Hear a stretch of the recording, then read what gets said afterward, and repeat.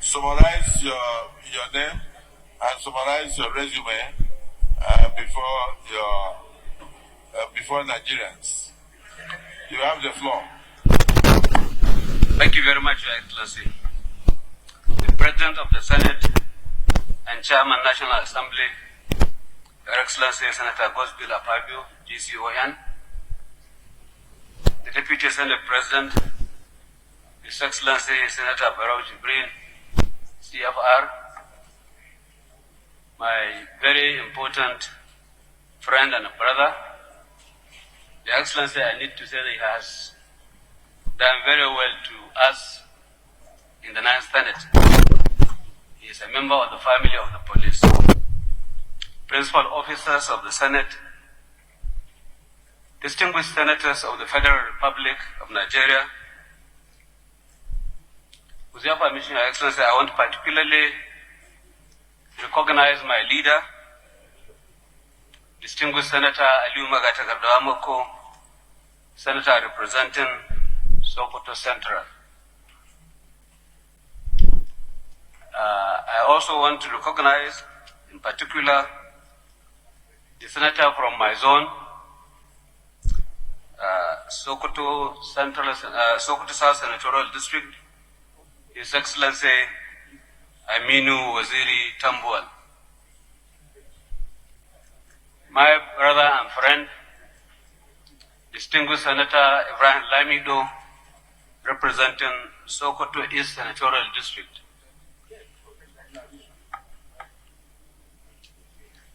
Your Excellency, sir, permit me quickly to give special recognition to my brother senators from my neighboring states of Kebbi and Zamfara,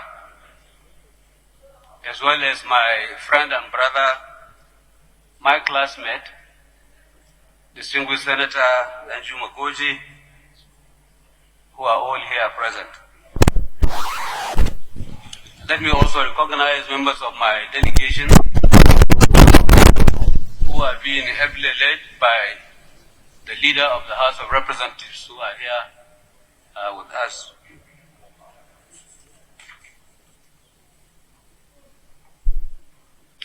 Your Excellency, let me first give glory to Almighty Allah who has given me this golden opportunity to once again stand here in this very hallowed chamber before Your Excellency.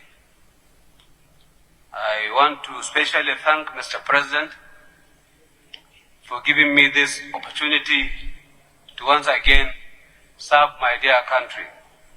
I want to assure him and assure all Nigerians that we will do our best to ensure that we align with the ideals and aspirations of Mr. President so that together we move this country forward.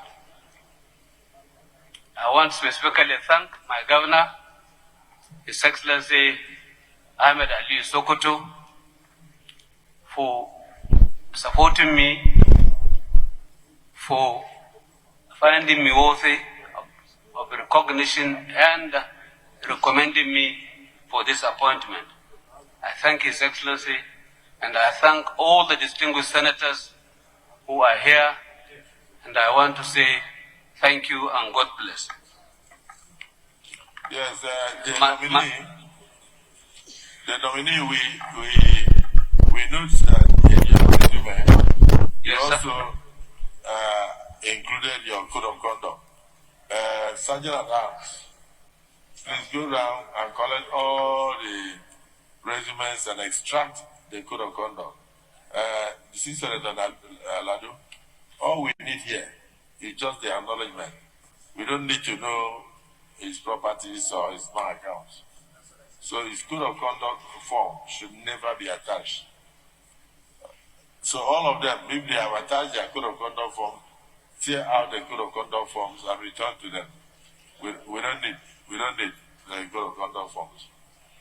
So let me hear first from Senator. Point of order. No, the former governor of Sokoto State, my brother Sokwato. Senator Wamako. No, before point you. Of order, Your Just a second. Senator. No, Senator, I will come to your point of order. But let me hear from Senator Wamako. Please, up.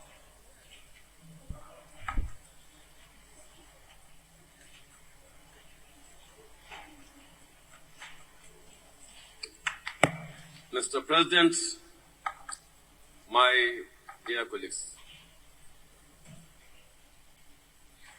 I'm highly honored to comment about the nominee to us, who is my childhood friend, whom I know some 70 years ago, or something like that.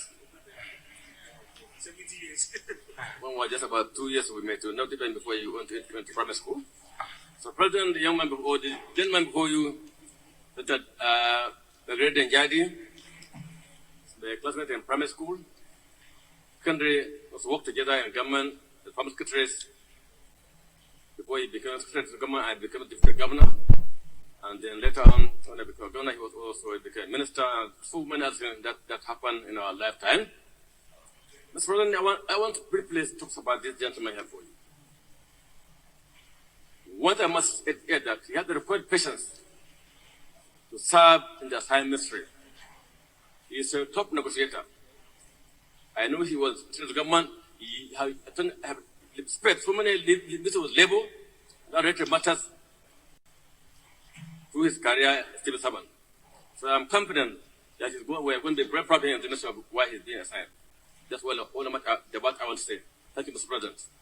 Thank you. Senator Sabi, you mentioned point of order. Yes, sir. Thank you, Mr. President. Distinguished colleagues, I want to come under Order 42. If you permit me. Order 42, yes, the clerk.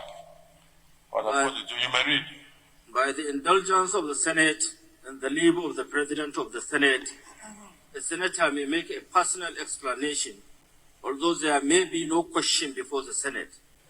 But no controversial matter may be brought forward, or none may be debate arise upon the explanation. Yes, noted. Sir. Noted, go ahead. Okay, sir. Thank you, sir. To talk of the person before us, who is a former minister of the Federal Republic, immediate past former minister, who was fortunate enough to be the only person that has been returned from those ministers that were appointed. The second, I have been corrected, the second. And for that reason, I think he was once here. He underwent a serious, rigorous screening. And I believe he is somebody that is competent. I have ever worked with him in the former Sokoto State civil service. He was someone who rose through the ranks to become what he is today. A very, very gentleman that you can vouch for his behaviors. I therefore think, Mr. President, this place being a serious chamber, we should allow this man to make a bow and go. Thank you, Mr. President.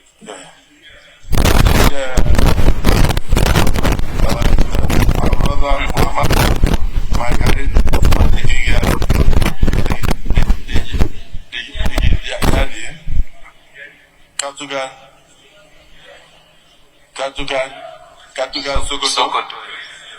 Katugan Sokoto. Yes, sir. Your second missionary journey. Yes, sir. Yeah, we have record in the Senate of the Federal Republic of Nigeria that we have had cause to screen you thoroughly and found you worthy to be a minister of the Federal Republic of Nigeria. We are even surprised that you served diligently and then Mr. President has looked at your record and decided to return you as a minister. We were here in 2019. 2019. Yes. And you were screened by the Senate. You served as a minister and you have been returned again today. So I don't know what new we are going to ask you.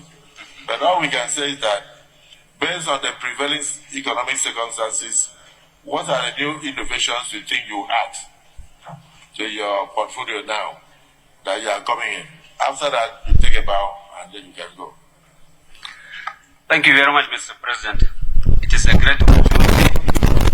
I've been asked to say one or two things about the ministry that I'm going to join.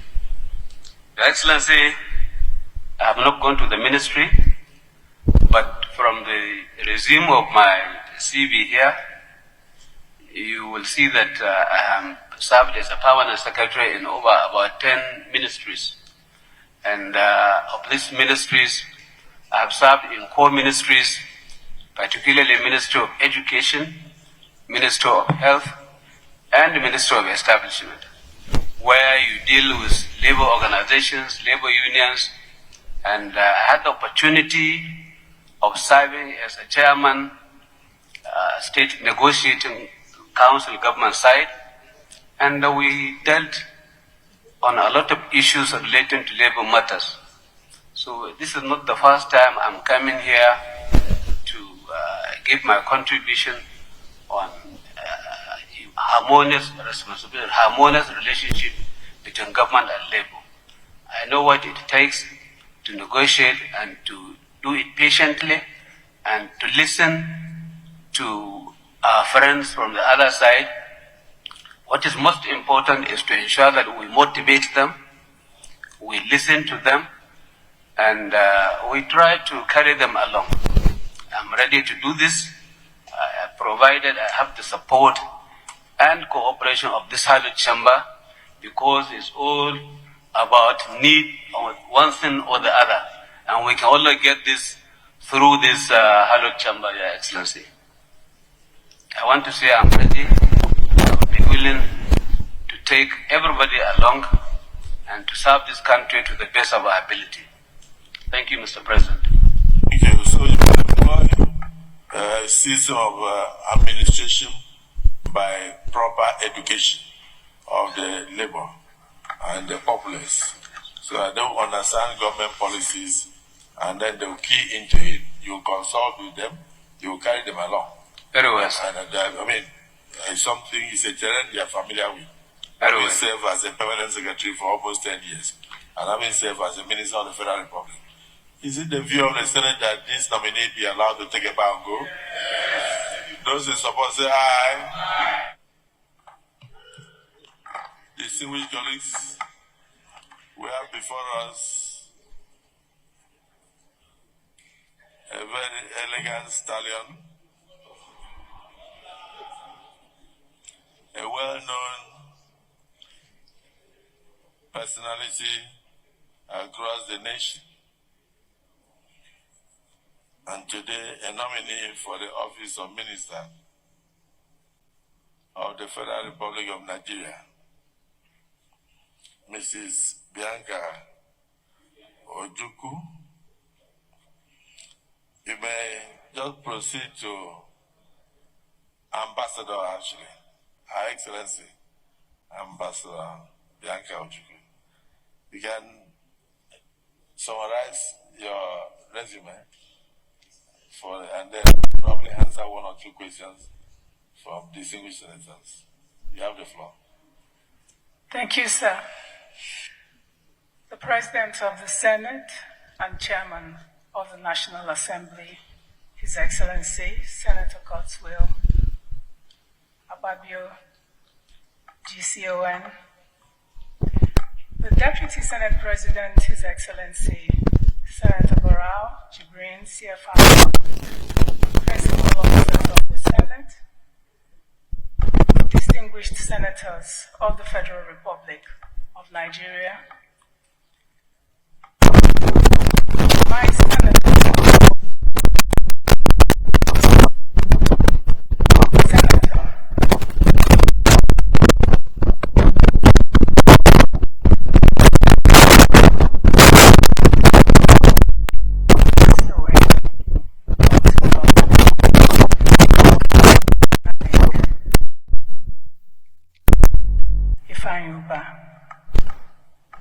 who we continue to mourn and who is yet to be buried. May his soul rest in peace.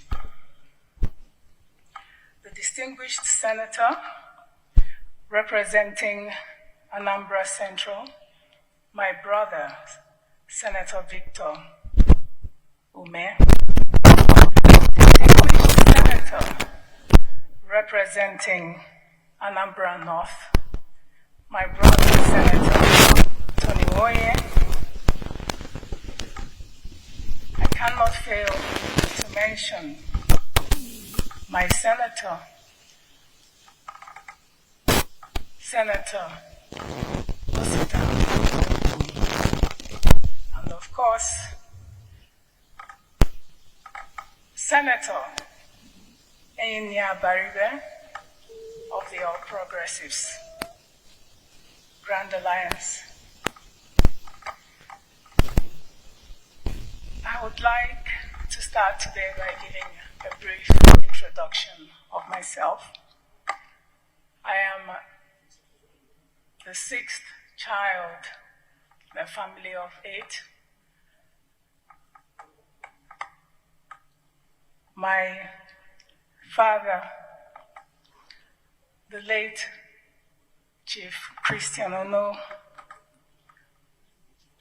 and my mother, Mrs. Carol Ono, who was a college principal. I was a devoted daughter to both, and a humble wife of the late Dim Ojukwu. I'm a lawyer by training,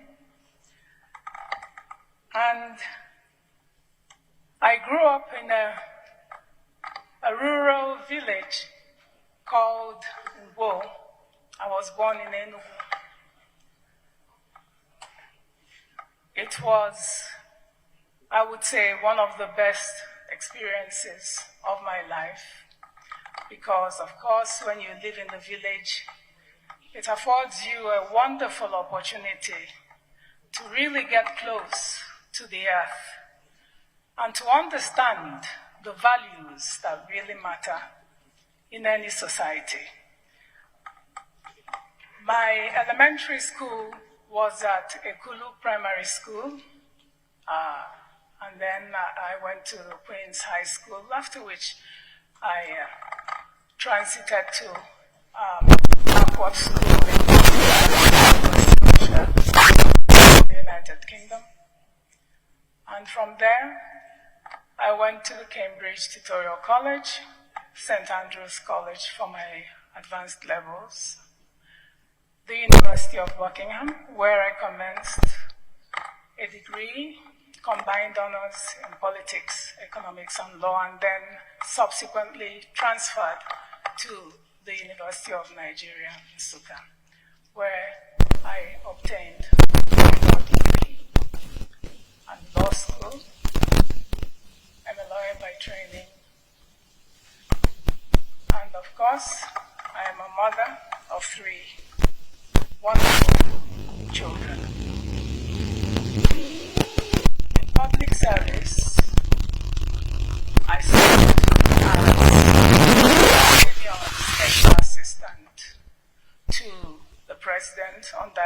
External Matters, after which I served as Nigeria's ambassador to the Kingdom of Spain and Nigeria's permanent representative to the United Nations World Tourism Organization. These platforms offered me an invaluable opportunity to engage in effective diplomatic arrangements to really get what it means to interface between and your host country, host communities, and of course, as ambassador to the Kingdom of Spain, I was able to do that most effectively by presenting strategic platforms for engagement between Spain and Nigeria. And I am honored to say that in the course of my service, I was honored with the award of Africa's most outstanding ambassador, which was a vote conducted by the prestigious Dutch magazine called The Voice. And of course, El Mundo Diplomatico, which is a platform in Spain that trails the activities of ambassadors serving in that country, gave me a merit award for my service. At the same time, within the UNWTO, which is the premier body charged with regulating tourism and tourism-related activities, I performed creditably well. After this, to cut this quite short, I have also engaged in other public service. I was the Secretary of the Truth, Justice and Peace Commission in Anambra State, set up a commission of inquiry set up to look into and unravel the root causes of insecurity in southeastern Nigeria. And I am also a member of the Governing Council of Chukwuemeka Ojukwu University, as well as Christian Chukwuma Ono College of Education. It is my honor to stand before you all today and to assure you that I am here. I am here because I believe that there is hope for this country. I am here because I believe that if we are all able to come together sincerely and commit to serving this nation with the focus on ensuring that we have peace, that the sky is the limit for this country. Thank you. Thank you, sir. Thank you. Very rich resume. Yes, the nominee is ready to take a few questions, but let me start. Let me start with comments. Let me go to the state of Anambra. Unfortunately, may so rest in peace. She comes from the senatorial district of our late brother, Senator Ifeanyi, who is not here, and the closest person, the two closest senators after Ifeanyi, who have to say something about the nominee.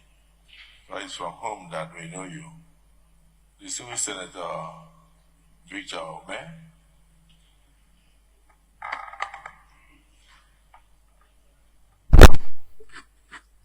Thank you, Mr. President, distinguished colleagues. My name is Senator Victor Ome, OFR. I represent Anambra Central Senatorial District. Mr. President, when I was coming to work this morning, I assured myself that I will not be overwhelmed by emotion. Her Excellency steps into this chamber.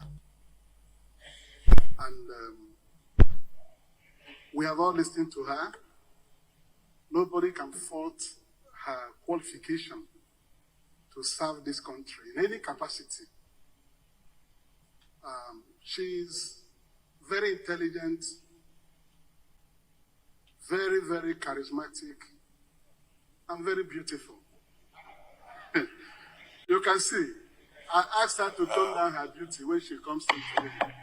Please, Mr. President, restrict your comments to her resume. her resume. It is there. Because, you know why I'm saying that? It is there. Most Senator beautiful Ome, girl Senator in Ome, Nigeria. Senator Ome, restrict yourself to her resume. Otherwise, we'll go into social media and Google. I will ask a question: who touched my Bianca? Mr. President, you know too much that you will expect this kind of thanking from me, because Her Excellency Ambassador Bianca Ojukwu, her nomination is very significant and also very historic. If you listen to her concluding remarks, you will see that she's somebody who has a passion for peace and well-being of this country and for inclusivity in all the things we do in Nigeria. I have the privilege of serving as the national chairman of ABGA for 6 years. I served for 10 years, but for 6 years, the husband, Ojukwu, was the leader of the party, and I was the national chairman. I worked very closely with our iconic leader and with Ambassador Bianca Ojukwu, who was always around and involved in all the things we do. I want to say Ambassador Bianca Ojukwu possesses the intellect and the ability to work for Nigeria in the ministry she has been given to oversee, Minister of State for Foreign Affairs. She has the experience as an ambassador.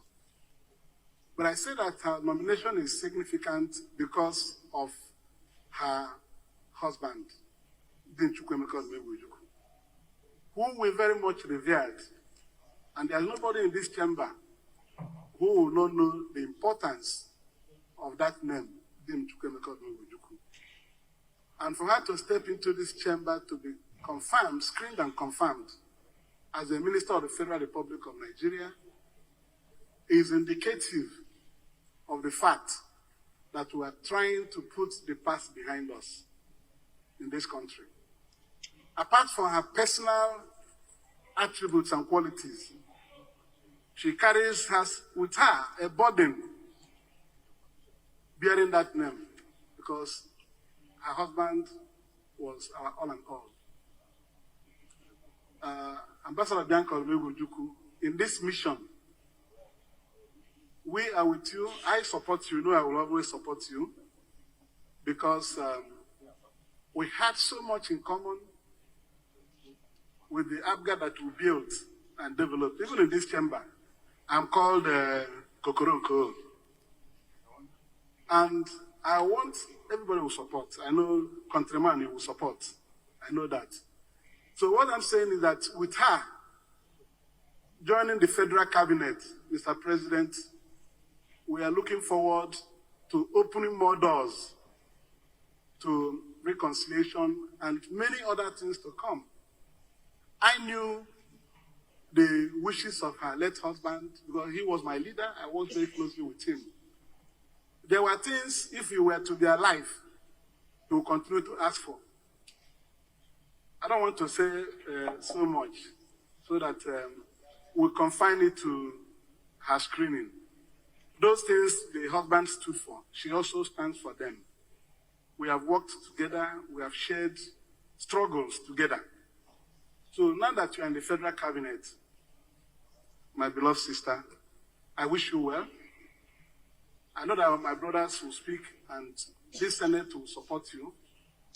But when you go, remember that you have so much people looking up to you.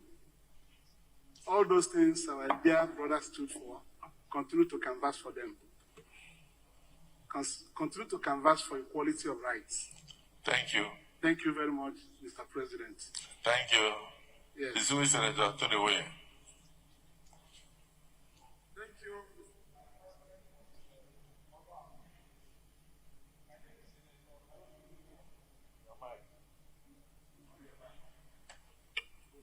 My name is Senator Tony Moye, representing the group of Anambra North Senatorial District.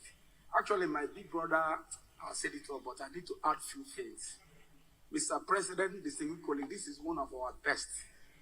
Incidentally, we were never in the same party together. She was of Abga, I was never of Abga. But this Halu Shamba should transcend above party affiliations. I must commend and thank Mr. President Ahmed for recognizing this woman for this appointment, irrespective of party affiliation. It's not because of only the fact that she was with our late sage, our undisputable leader, when he was alive, took care of him when he was alive. It's because this woman is an epitome of excellence. She's very cerebral, she's very articulate, very eloquent, very, anything you can think of. Ebullient lawmaker, ebullient lawyer, and arbitrator for that matter. A product of University of Nigeria, a great lioness, a woman who is a bridge builder. I must say that my people, group of Anambra North, are commending Mr. President once more.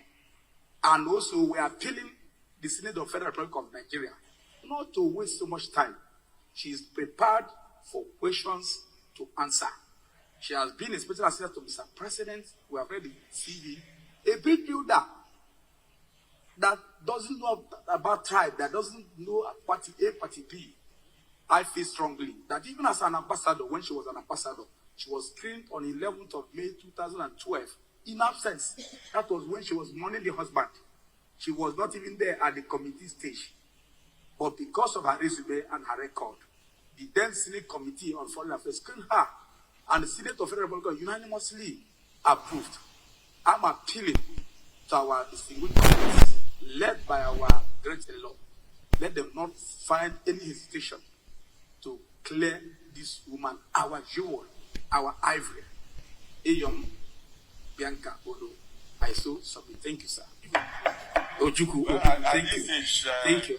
I don't know whether there's any other thing we can say. Please, off your mic.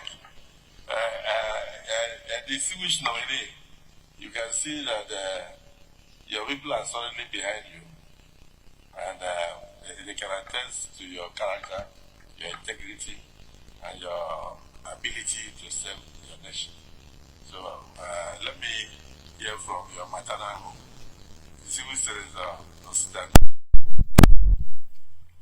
Thank you, Mr. President, and my distinguished colleagues. Is it paternal home? Both. Oh, both paternal and maternal. Okay. Mr. President, the Ojukwu nominee standing before us. I said restrict yourself It is in the to the resume. Forget this. Mr. President. Forget this word beautiful. I said restrict yourself. It's in the CV, sir. Restrict yourself. She didn't put in the CV that she's beautiful. Is that what she put? Where? It's in the CV. Where? The CV says beautiful Bianca. It's in the CV.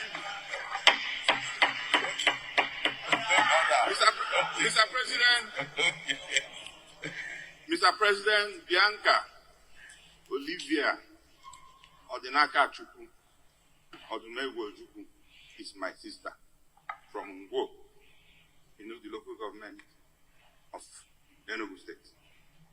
Mr. President, a golden fish have no hiding place. And that is why the President of the Federal Republic of Nigeria went and brought this woman who is very passionate about our country, who is very committed to see the growth of this nation, who will give all that is within her reach to make sure that this country gets to a greater height. Mr. President, you see, when Mr. President announced the nominees and put them in ministries where they are going to serve, it makes everything easier for us. Because she is posted to where she has absolute confidence and competence, where she is going to make a huge impact to this country. She's a lawyer and also a professional in diplomacy. The Sergeant at Arms, give her a seat. Mr. President, who else? Give her a seat. Give her a seat.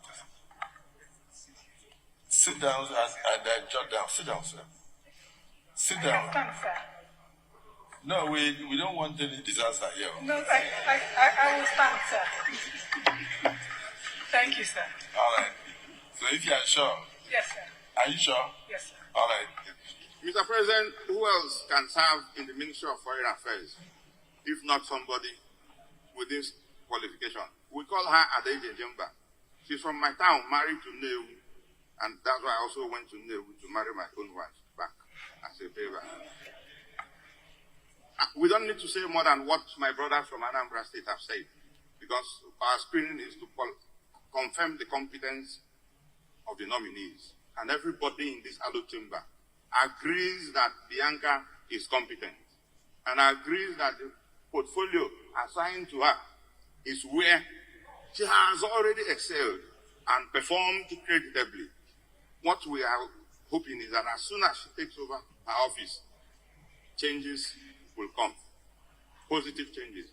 So, Mr. President, we thank the President once more for giving us opportunity. We had a Minister of Foreign Affairs from my town before, in the name of Dubem Onya. She is going to be the second Minister of Foreign Affairs from our community. And we always know how to perform. Mr. President, we just wish her the best. Remember, she is supposed to be a member of this Senate. If not that, she ran for Senate before.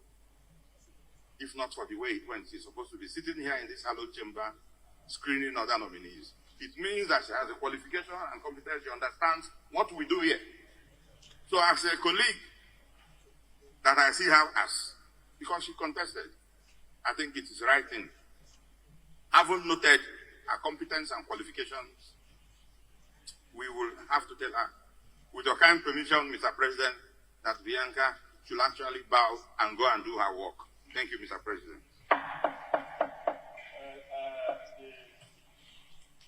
Everything will not be complete if I do not hear from the only Abga senator in this chamber.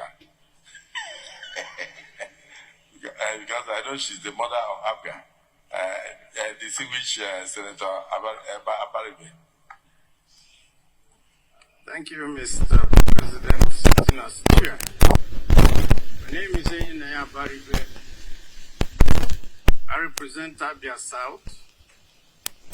And my party is the All Progressive Ground Alliance, of which she is our own order. So I will make 2 points, Mr. President. 2 very key points that we probably are not noticing in the euphoria of everything that is happening today. First, while I adopt all the sentiments that have been said earlier by the Anambra senators and the one from Enugu State, I will say that one, maybe because of her, Mr. President, by bringing an Abga person to be a minister, has already started with what we call a unity government and looking for national integration. We can only ask that Mr. President goes much further, much further. But we commend him for this. Second, another commendation we will make for the president, which most people have also forgotten. We have on the floor of this Senate always sought that a president sending nominees to the floor must attach it with the portfolios. Today, we are seeing that the president has started by letting us know in the portfolios of those that will go to the different areas. And that is commendable. And so I think that this, having been started, should be sustained by all presidents and the president in his further changes, because I know that there are going to be more changes to ensure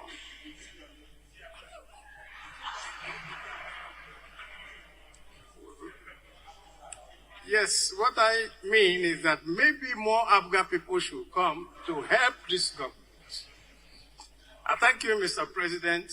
I commend Mrs. Bianca Ojukwu, and I urge my colleagues, seeing these two elements that have accompanied all the nominations that have come today, that we allow Bianca to bow and go.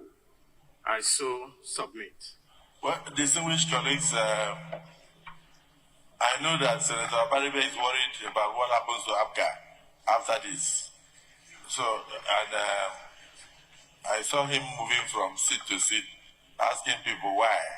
So, I decided that he should say something. But I want to thank you for commending President Bola Ahmed Tinubu, GCFR, for going across party lines to seek for the best of the best to save our country. And most especially, making the job of screening and confirmation easy, and even easier by attaching portfolios to the would-be ministers. Unprecedented. Now you can ask questions directly, relating directly to the portfolio of the minister. And like you said, no other president has ever done it. And no other person would have done it except President Bola Ahmed Tinubu, having been a senator of the Federal Republic of Nigeria. His wife has been a senator, and he has known the yearnings of the Senate. So we commend him seriously for attaching portfolios to these nominees. And we pray that future presidents will follow suit, so it will be easy for the Senate to do its work. My dear sister, I haven't heard any negative comment from the floor, but I'd like to ask you a question. You've had an experience as an ambassador. Very recently, I sent a delegation to Chad, and they came back and said that the Nigerian embassy in Chad, the building is in very deplorable condition. And I was in Ghana this week, and the same complaint. They have a land that they would like to build their embassy structure on. And many other places, Kenya, everywhere, people are complaining that the structures hosting the embassies are in terrible conditions. If you are confirmed by this Senate to go into that ministry, will you focus on trying to rehabilitate, to give Nigeria a better image in terms of the structures of the various embassies worldwide? After that, you can take a bow. Thank you very much, Senate President. In this respect, distinguished senators, I would like to say that my past records speak for me. As ambassador to the Kingdom of Spain, I spent an entire year in one hotel room because when I got to Spain, the mission building was in such an appalling condition.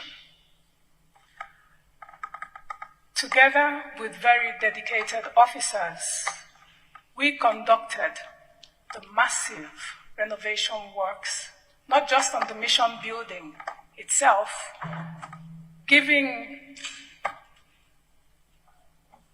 Nigeria an edifice truly deserving of a nation of its standing. The Nigerian embassy in Madrid that you see today is a product of my tenure in that country. And what was particularly sad about the previous state of the building was that it was very, very close to the Estadio Bernabeu, which is the home of Real Madrid Football Club. So it was such an eyesore that people who were going to the stadium for the various matches would pass the embassy building in its decadent state. But today, the Nigerian embassy in Spain is a magnificent building. Not only that, the residence of the ambassador was also given a facelift, and other buildings belonging to our country within that kingdom. It is true that in most missions, because of the poor funding, most ambassadors are constrained when it comes to carrying out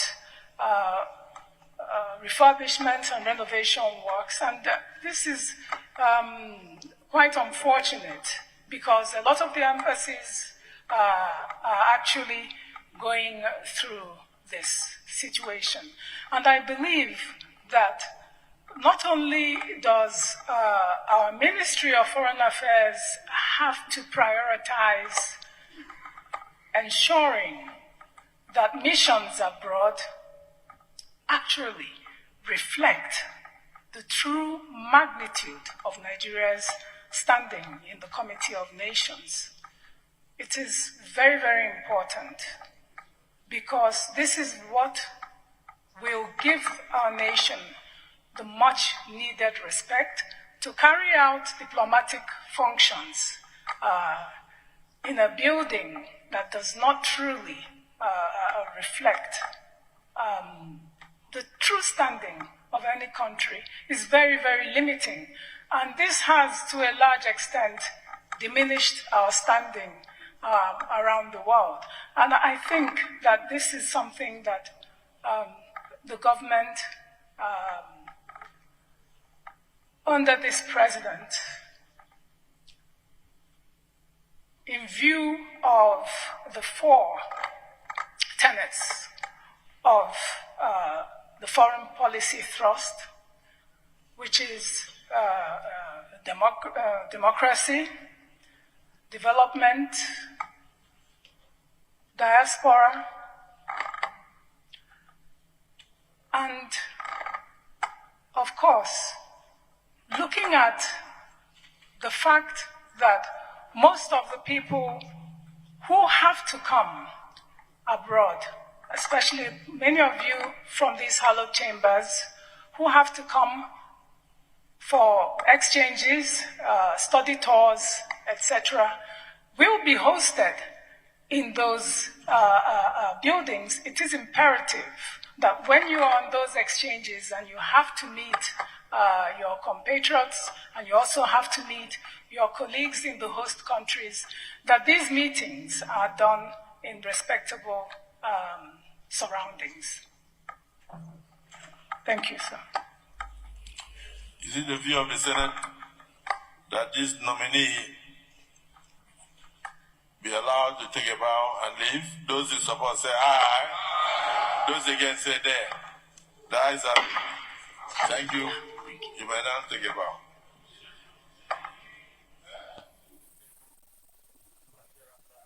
From the Swiss senators. You have the floor. Thank you, sir. Your Excellency, the President of the Senate of the Federal Republic of Nigeria, Senator Dr. Goswila Fabio, GCON, Your Excellency, the Deputy Senate President of the Federal Republic of Nigeria, Senator Dr. Barrow I. Jibrin, CFR, Senate, and other principal officers of the Senate, distinguished senators, good afternoon. I feel highly honored and privileged to appear before you. My name is Right Honorable Yusuf Abdullahi Atta. I was born on June 22nd, 1962, in Pegi local government of Kano State. I began my educational journey at Pegi Primary School, where I earned my first school leaving certificate in 1975. Thereafter, I attended Kano Community Commercial College, where I obtained the West African certificate in 1980. From 1980 to 84, I studied for a Bachelor of Science degree in Economics at Bayero University, Kano, and upon graduation, I did my mandatory one-year national service program in Sokoto State from 1984 to 1985. In furtherance to my academic forces, I completed my master's degree in development studies between 2000 and 2002 at Bayero University, Kano. Prior to my nomination as the Minister of State for Housing and Urban Development by His Excellency the President Bola Ahmed Tinubu, GCFR, I was appointed by the National Assembly through this August Senate as the Federal Commissioner to represent Kano State in the Public Complaints Commission from July 2024 to date.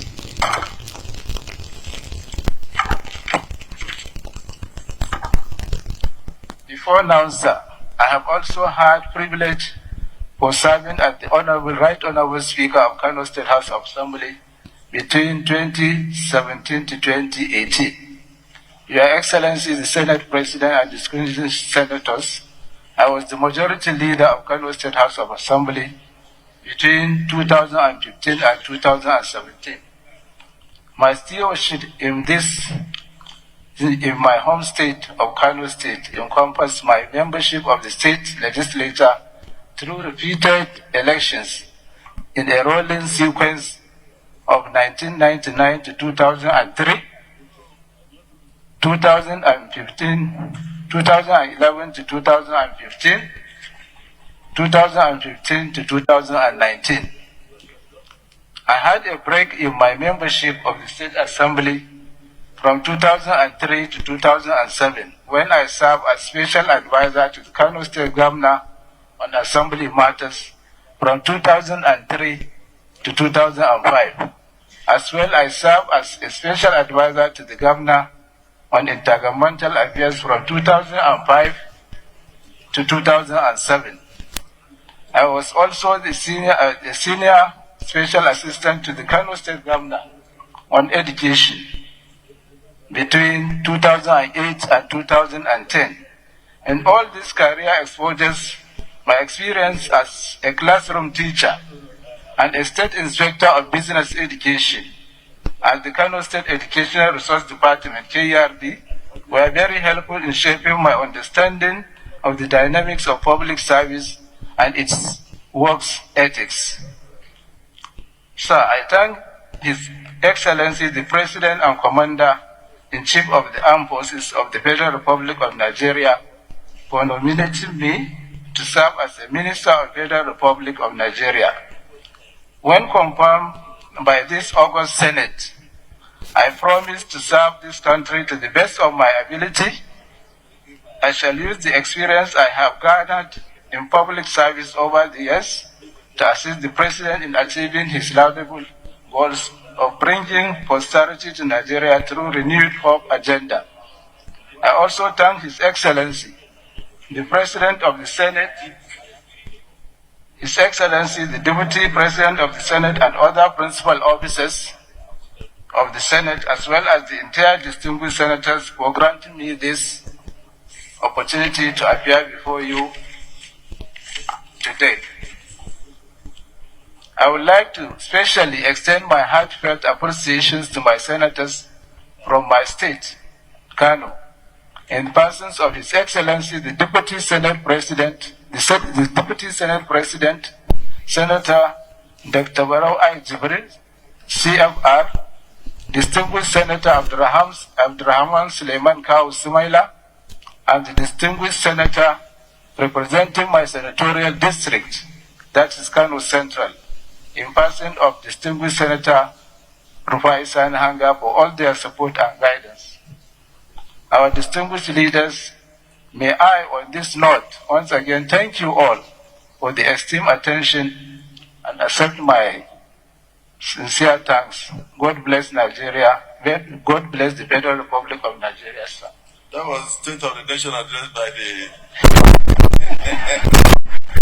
the former Speaker of Kano State House of Assembly, former Majority Leader, former member of the Code of Conduct Bureau, Public Complaints. He's already part of us.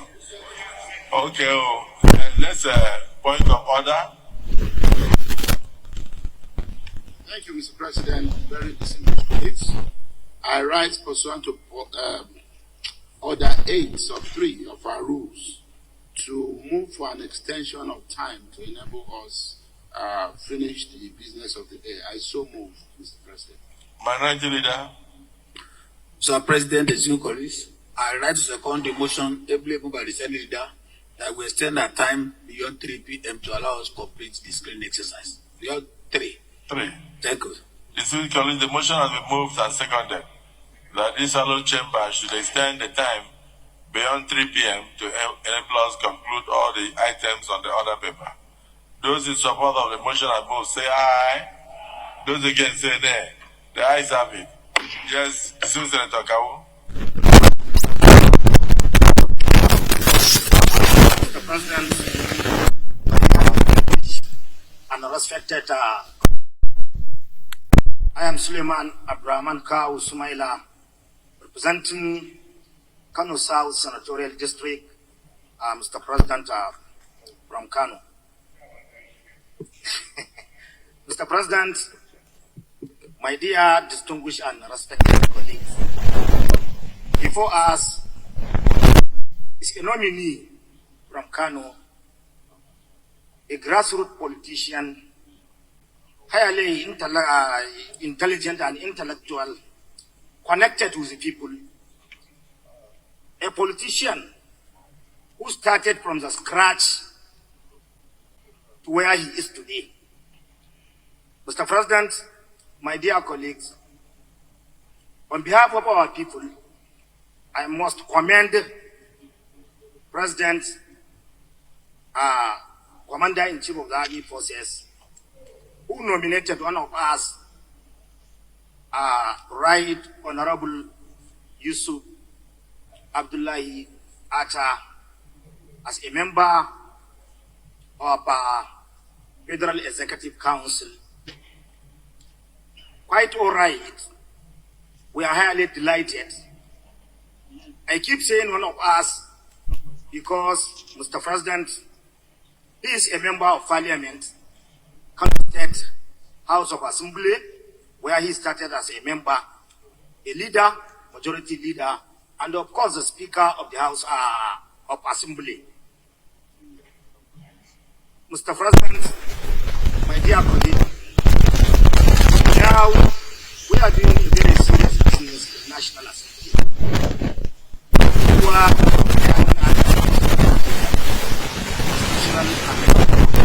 which we cannot unless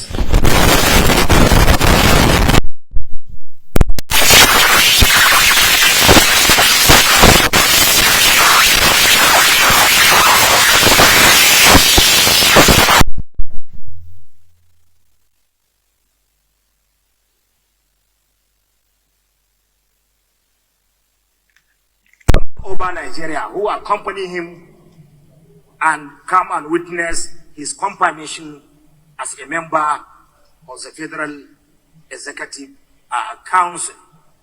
Furthermore, Mr. President, the nominee was screened or was confirmed by this Senate as Commissioner Federal Public Complaint Commission, which is recently as a commissioner from Kano. I am not a lawyer, but I have to borrow from some of our learned colleagues and my senior colleague who came off under a personal explanation, draw the attention of this parliament to give respect to our former nominee who passed through the screening and confirmation of this chamber. This one, Mr. President, my dear colleague, currently is a public complaint commissioner of Kano State, confirmed or facilitated or appointed by the National Assembly was our act. I am urging my dear colleague, based on his track record in the parliament, based on understanding we are looking with 36 state assemblies to embark on a very important business of our constitutional amendment. We need to give him the special recognition as one of us. I know definitely people like Senator Lalong, who is a former speaker, he is eager to come in and contribute, but I think, Mr. President, we need to do a special and give him a special recognition. I so submit, Mr. President. Thank you. Thank you. Well guided. Senator Eten William, you were once a speaker. What do you want to say now? Thank you, Mr. President. My name is Senator Eten William. I represent former speakers to say thank you to Mr. President for appointing one of us. Number one, for the Right Honorable Atta, not quite long, this Senate confirmed you. And I will also employ that as a former speaker, former majority leader, and having been in the legislature for that long, we should just allow him to take a bow. Thank you.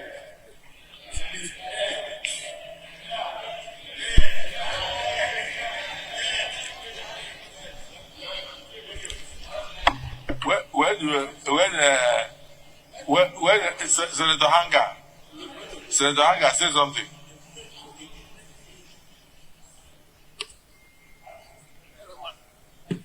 Thank you, Mr. President. I'm Senator Bianca, representing the Kano Central, the senatorial constituency where he comes from. Wow. Mr. President, all was said by my brother Kaus Mela and others to go and go, based on the tradition of the Senate, to always honor our colleagues. Being a former speaker, I want to say this, that his appointment as a minister certainly a little threatens me because we are from different parties. And he's a political juggernaut. I know they are there to threaten some, but I support him.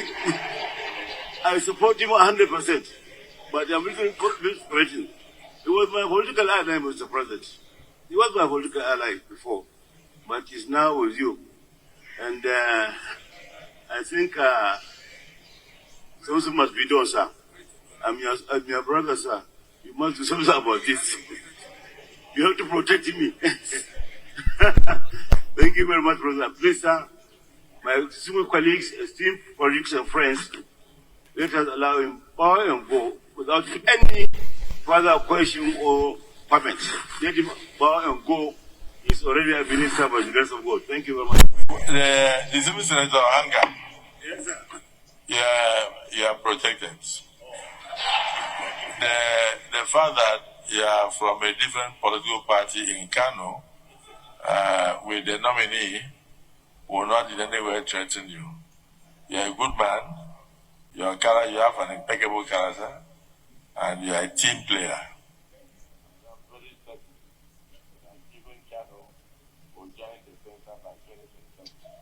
So you'll be among those in the vanguard. So you are protected. The Deputy Senate President have carefully picked people from Kano, from Senator Kawu to Senator Hanga, and then down to you. Despite your party differences, we are all united in saying that the former Speaker and the former, I think it's still in PCC, Public Complaints Commission, and former majority leader should be allowed to take a bow. So shortly after you make your remark, I'll put the question. But before then, the nominee, you are going to Ministry of Housing and Urban Development. How do you hope to provide houses for the vulnerables in the society? And what will you do to increase the quota of affordable housing units in Nigeria? Because things are very difficult today, and a lot of people would not like to be homeless. Do you have any idea or any policy that you hope to bring forward?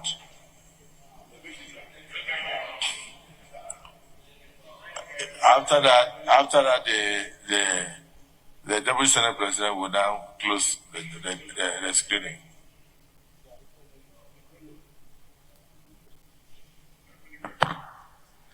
Your Excellency, sir, going by my experience of serving in Kano State Housing Corporation for some years, I feel even though there should be difference between a state corporation and a whole federal ministry, but I don't want to make some comments or beat above the bush, because the policy of this administration is into 2 years now.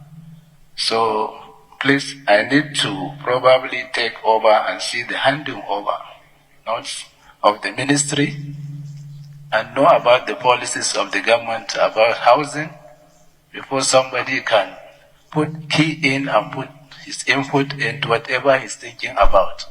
I worked in housing corporation.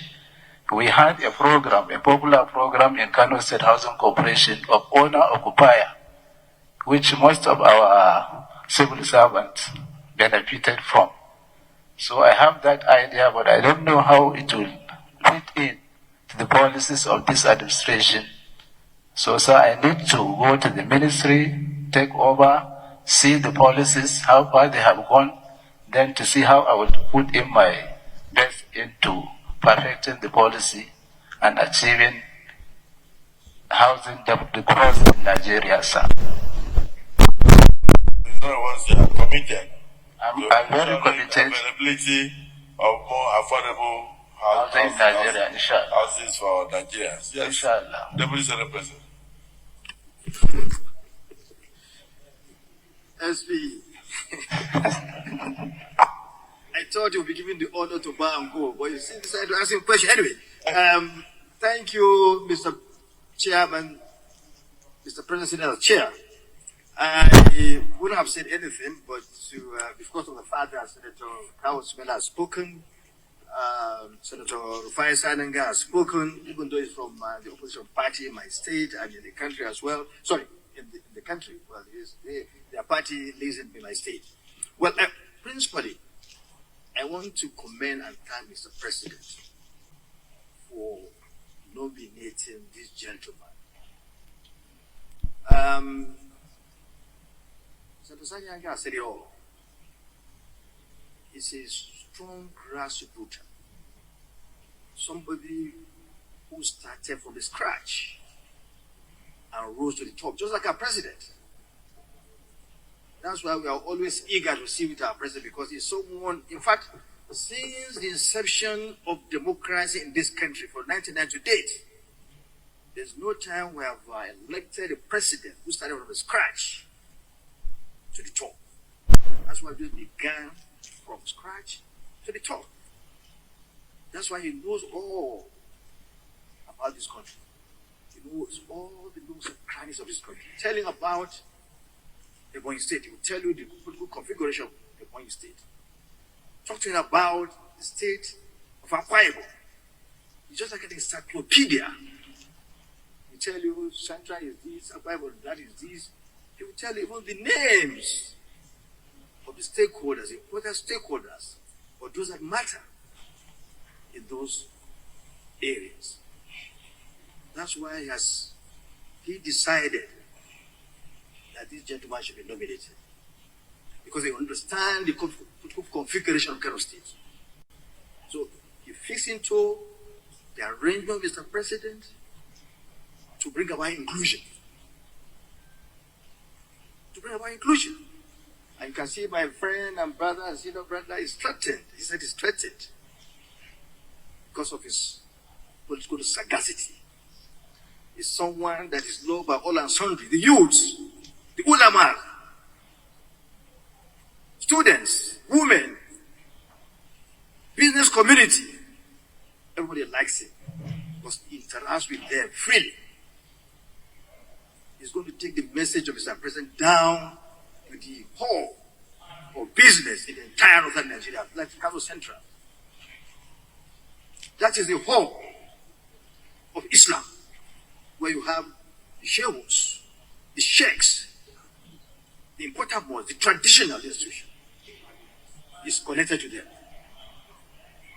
He's a student of, well, I don't want to name because he's a student of Omo sheikhs.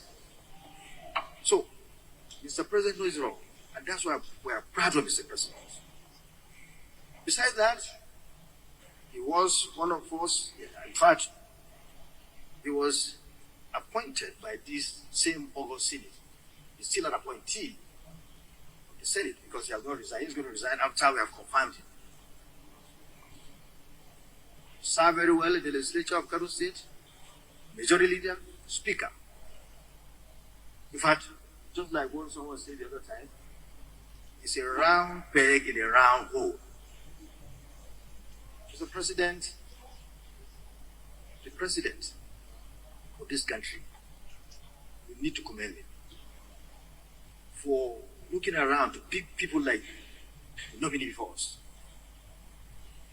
And I tell you, and I want to confirm to you, that Kano is now taken over by the APC, inshallah.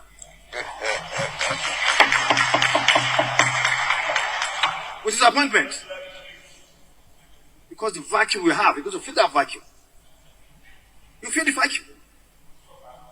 Now, Mr. President, if you are watching us, we are grateful to you. You love Kano. Just recently you gave us the headquarters of North Development Commission. Just recently. Kano is grateful to you. We shall continue to support your government. We shall continue to help to strengthen your desire to bring prosperity to this nation. Mr. President, allow this gentleman to bow and go because he deserves this very important privilege enjoyed by seasoned legislator, former speaker. I so submit. Thank you. May I also specifically recognize the senators from Adamawa State, land of beauty,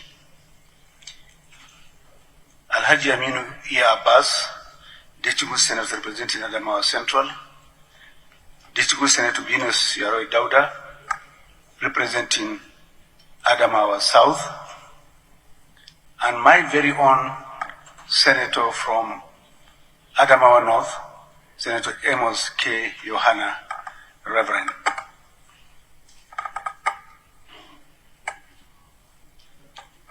My name is Idi Mukhtar Maiha. I thank the President of the Federal Republic of Nigeria for finding me worthy of this nomination.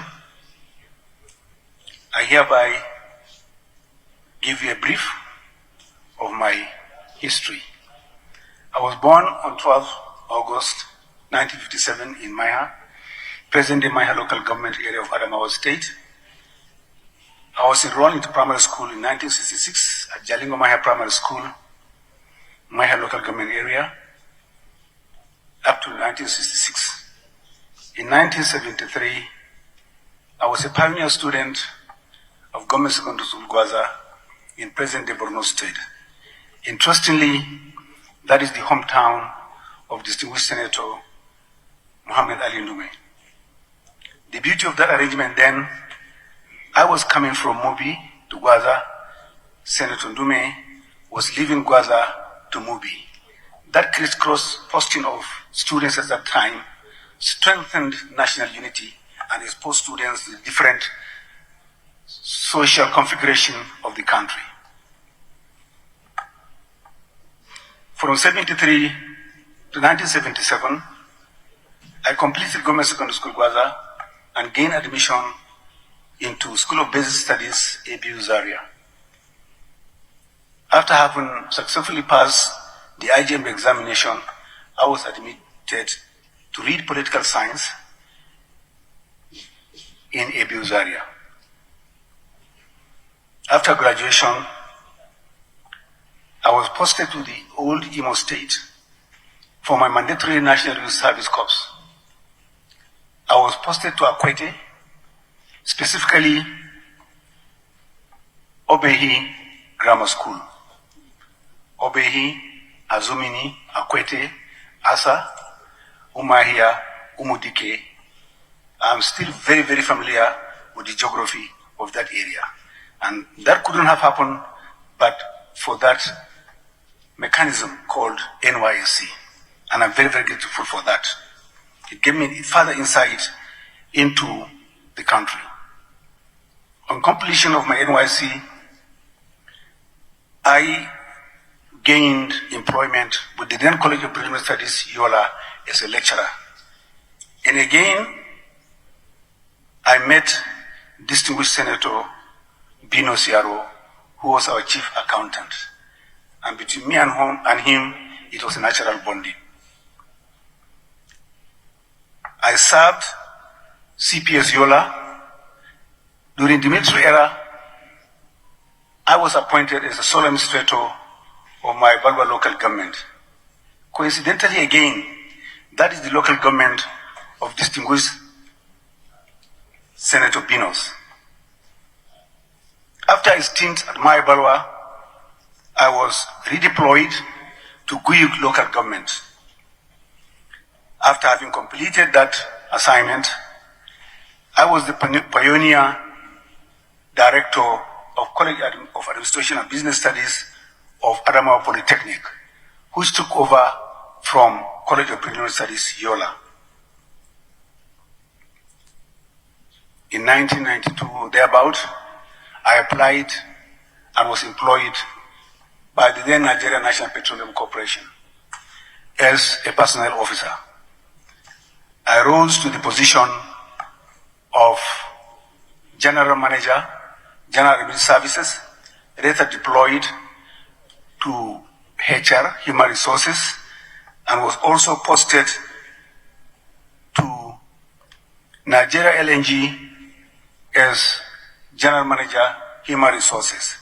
That gave me a further insight into the management of oil and gas.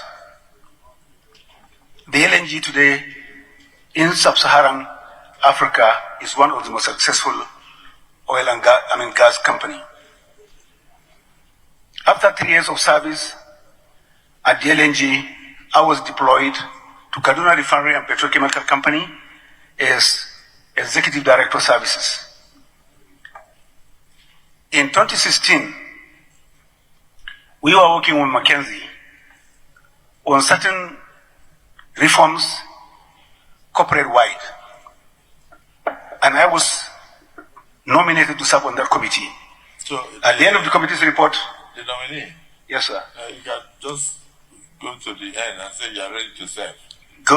Yes, Mr. President. I was appointed the Managing Director of Kaduna Refinery and Petrochemical Company. I am, with all sense of humility, the first non-technical Managing Director of refinery in NNPC. I have, all along the line, incorporated a farm called Zaidi Farms that was deeply involved in modern animal husbandry. Mr. President, distinguished principal officers, distinguished senators of the Federal Republic of Nigeria, I am here before you, called upon by Mr. President to come and serve at a higher level, to serve our country and move it forward, particularly the livestock sector. Mr. President. Thank you. From your resume, we wouldn't leave here today if we had to listen to the things you have done. So I think the President took his time in selecting this set of ministers. I'm very, very, very impressed. So, the Senior Senator Shehu, you want us to take Binus first? Binus Yaro. Yeah, just you have 1 minute so that we can have one or two comments. President, I want to use the voices of the people of Adamawa North and by extension Adamawa State to thank His Excellency the President of the Federal Republic of Nigeria for this very, very good choice to put the livestock industry in Nigeria on the very right pedestal. We thank Mr. President and we will ever remain grateful to him for honoring us by picking one of our best to serve in this government. With this, I recommend and I will move that though we are not afraid, because he is qualified to answer any question in livestock production, but he can take a bow and leave. I so submit, Mr. President, and I'm grateful. Thank you. If you notice, while you were talking, the microphone came alive, which means that as a man of God, God opened your microphone for all to see and for all to hear. God of resurrection resurrected your microphone. Clerk of the Senate. Clerk of the Senate. I hope you noted that. I noticed you were shocked. I've been asking him, I said, people are not hearing what the civil senators are saying. He said, they are working on it, they are working on it. We are tired of working on this. Look at, even not because of referendum. You see, once you brought that your ecclesiastical voice on the microphone, everything opened. No, before I put the question, Senator Shehu Boba, you wanted to use 30 seconds to say a word. Yes, sir. Thank you, Mr. President, for recognizing me. My name is Senator Shehu Boba Umar, representing Bauchi South. Mr. President, distinguished colleagues, first of all, let me congratulate the nominee for being nominated by Mr. President. And Mr. President, I want to share or adopt the sentiment, so to say. Thank you. Actually, Mr. Nominee, from your resume and from the contributions of those who have related with you and known you for decades, they believe you are a square peg in a square hole. I must thank the President, because even for you to have been involved for 19 years in animal husbandry and all that, the question I would have loved to ask from here would have been that Nigeria has been bedecked by the problem of farmers, herders, crisis, leading to destruction of livestock, farms, farm products, and even human lives. Now that the president has decided to bring up this virgin ministry and to put it under your care because of your experience, can you just use 2-3 minutes to tell us what you think you will do to hit the ground running to bring all these issues to an end? Because with your appointment, I believe the people of Benue plan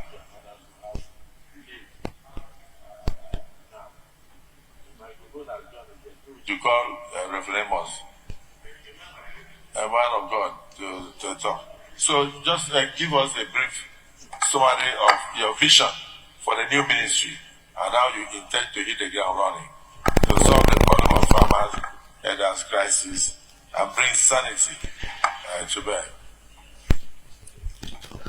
Thank you, Mr. Senate President and Chairman of the National Assembly. Mr. Senate President wants to know what steps and mechanism will the new ministry adopt in order to curb all the crises emanating from that sector. On the basis of the handover notes from the Ministry of Agriculture, from where this ministry has been carved out, the new ministry will intend to develop a database of all the infrastructure that are animal husbandry related. These are to say, all the grazing reserves in the country. We also want to know all the cattle routes that have been mapped out. We also want to know all the dams that are available. From there, we will bring to drill down and make sure in the immediate, those grazing reserves that have no legal encumbrances, that is to say that they have been gazetted, we analyze the situation. What is their holding capacity? Do they have sufficient grasses? Do they have sufficient water? Are there clinics, veterinary clinics, etc., etc.? To our understanding, herders movement, there's a push and pull factor. The push factor from the north is the absence of fodder and water. We believe that feed and water is livestock. You can have grass where there's no animals, but you can't have animals where there are no grasses. In the immediate, our intention is to incentivize all herders and other animal rearers to remain where there are grasses, and the ministry will intend to work with other critical stakeholders to make sure that this vision is realized. The next, distinguished senators, is to do massive sensitization. Sensitization is in the sense that we want to, it is a battle of the heart and mind, to know that the herders have a stock that has value. It's beyond cultural holding. It is a business. And as such, it is an investment. And it is more profitable if you sedentarize. We intend to encourage people by building those incentives across all those 417 grazing areas in the country to make sure that those areas are suitable and have sufficient grass and water to contain those animals, so that the incidences, the desire to move out, will be nipped in the bud. In this wise, we will require the support and solidarity of the National Assembly, the state governors, local government chairmen, and respective communities. These are the most important stakeholders. I believe these stakeholders, once we sit down and map out those lower-hanging fruits from the Presidential Committee on Reforms of Livestock, we will be able, in the not-distant future, to address the situation. Thank you, Mr. Senate President and Chairman of the National Assembly. Thank you so much. Senator Danduse, you said you have advice for the nominee before he takes a bow. Thank you, Mr. President, for giving me the opportunity to speak on this very important ministry. I am Senator Danduse Muntaru Ahmed, representing Katsina South. I want to use this opportunity as a minister who is very difficult and tax, because most of this criminality that is happening in Nigeria, you need to work as a minister to have a critical stakeholders meeting with the planning herdsmen that are moving from one part to another. Because if you look at the modern technology that is happening in most of the part of the world, especially I was in Netherlands, I have seen how they are partnering. I was in China, I have seen how they are doing. Because this incessant killings that is happening in Nigeria is uncalled for, and it is creating a lot of problems between different nationalities in Nigeria. Nigeria is blessed, so we have to use all mechanisms that are important to ensure that that movement is stopped and modern partnering is being embarked in this ministry so that it will stop, because the obsolete systems they are pursuing, that is what is causing most of these challenges in most of the part of the country, not in the south, not in also in the northern part of the country. My area, my zone, is one of the leading zones that even the British came and established a settlement. And if you can collaborate with in Zaria alone, I believe modern partnering can be embraced to carry out a very good, sustainable animal production and a lot of animal development in terms of what you are. So, Mr. Minister, my respected colleagues, this is a very important, and it will reduce 75% of the criminality that is happening in this country. Thank you, Mr. President. So that is like an advice to you. You should try and visit other climes. Yes, like he said, he has been to China, he has been to Singapore and other countries to see how livestock is managed. So we will expect you to do the same. It's a new ministry, and you are very well versed in it, but also take stock of what is happening in other countries.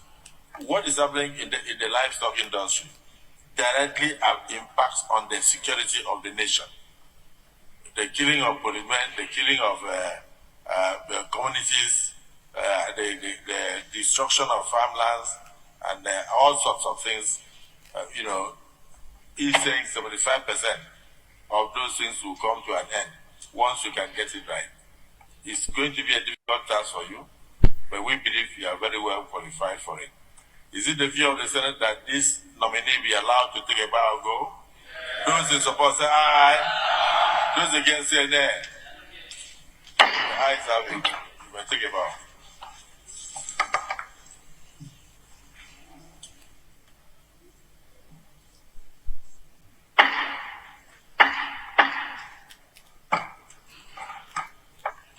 Dr. Jumoke Oduwole. Most of the senators have gone for oversight functions.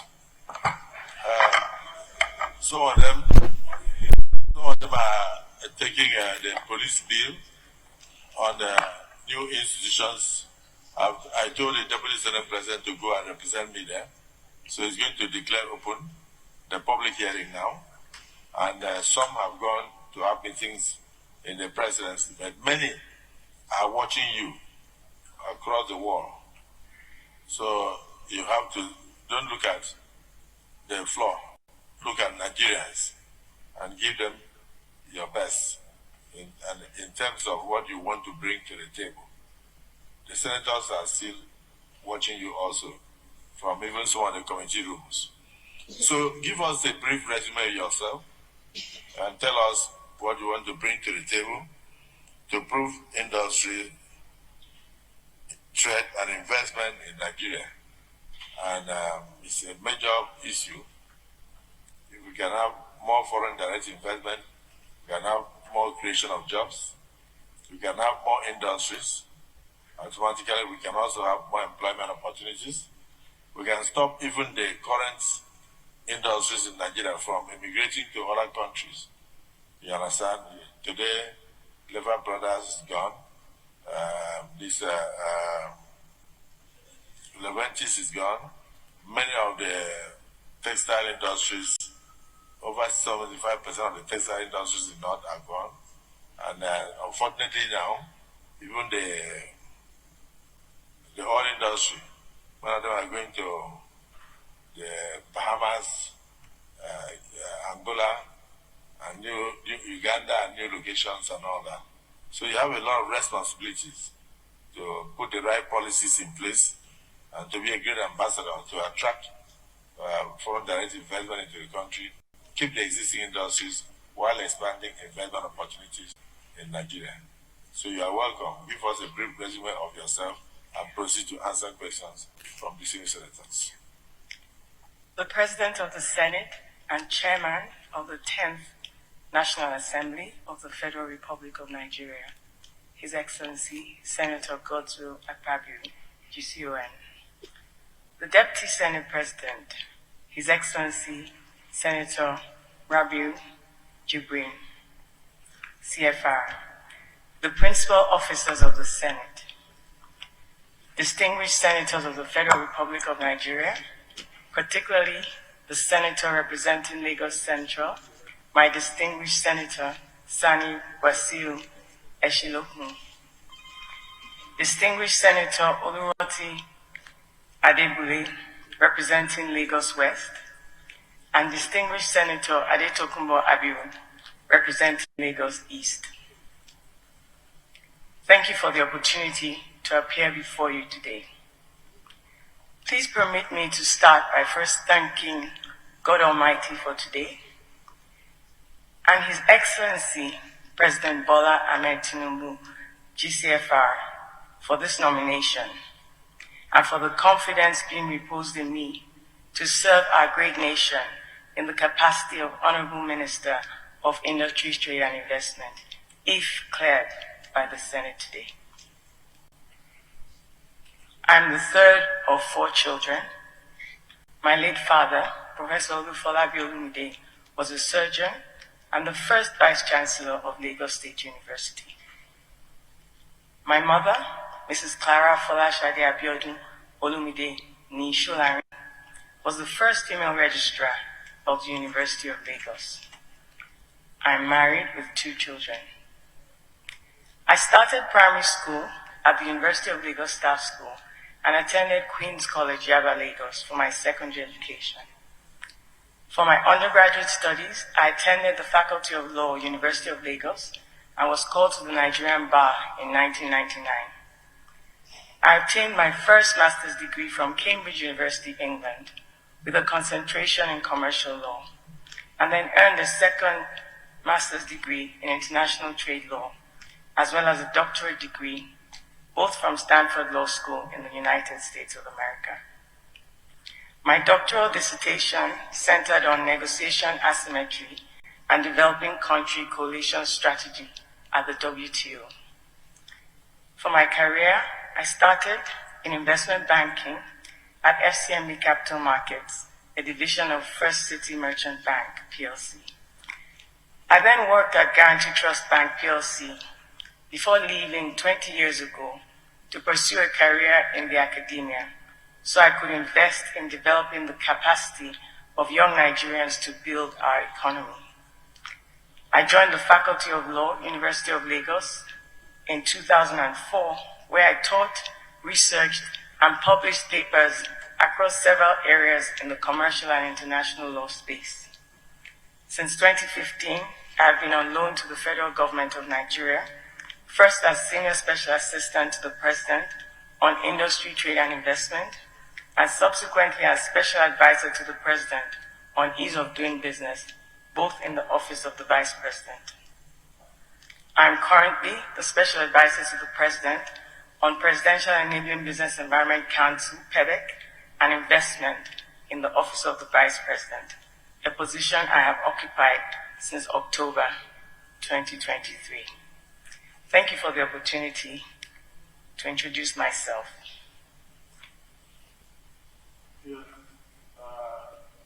Let's start from the minority leader. Thank you, Mr. President, distinguished colleagues. Once more, my name is Abamoro. Once more, let me remind all of us here that the nominee standing before all of us here is a great Akokite. And as a great Akokite, what does that mean? Product of the University of Lagos. Huh? A product of the University of Lagos. Akoka, Lagos. Akoka, Yaba, Lagos. Oh, okay. And that institution is actually the citadel of learning in Nigeria. Well, I speak to the resume of the. You sounded as a matter of fact, that is why our whole educational achievement that has culminated in the Harvard School in the Massachusetts started. So that's the foundation. And so, sir, I only want to say at this moment that great Akokais are always excelling in wherever position they find themselves. And so the resume of the belong to Wine Drinkers Club. What do they call them? You got it very right. At the University of Lagos, I was the director of the emblem, if you know what I mean. So, sir, on a very serious note, looking at the very rich resume of the nominee, I don't have any doubt in my mind, but to say that in the current exercise that we are carrying on, I think Mr. President has demonstrated some level of capacity to pick very, very vibrant persons, especially young ones, to manage the various ministries. Because the future belongs to the young people.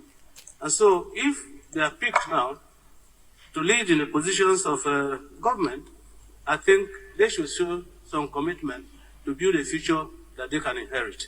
And that is why I want to say that looking at this resume, quite frankly, from being from the best universities in the world to being advisor to the president on trade, on industry, and whatever, I think that we can only pray for her when she is eventually confirmed here to do her very best to ensure that our trade and investment improves very significantly. Because our fortunes in foreign direct investment, quite frankly, has been dwindling. And I hope that our knowledge and experience, with our standing in the various aspects of trade and investment, she should be able to improve on our foreign direct investment in this country. Because that is the hub of investment.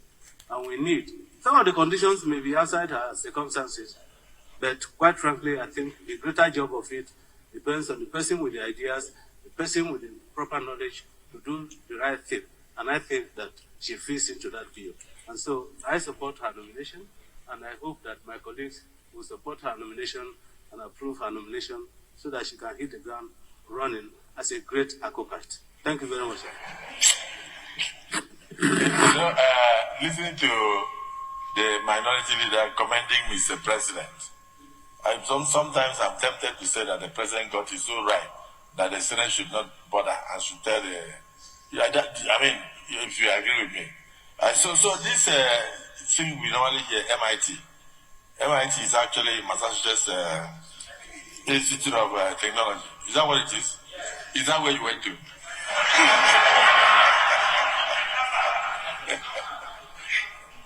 Every time you say Agokai, what is Agokai?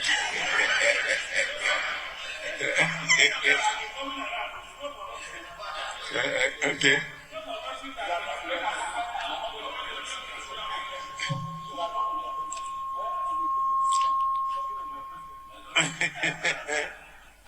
Thank you, minority leader. But please, let us try and ask the nominee question, because she came here brimming with ideas of what she will bring to the table. The front, let's start from, you want to speak? But you just came in. Okay, before or after the majority leader? Huh?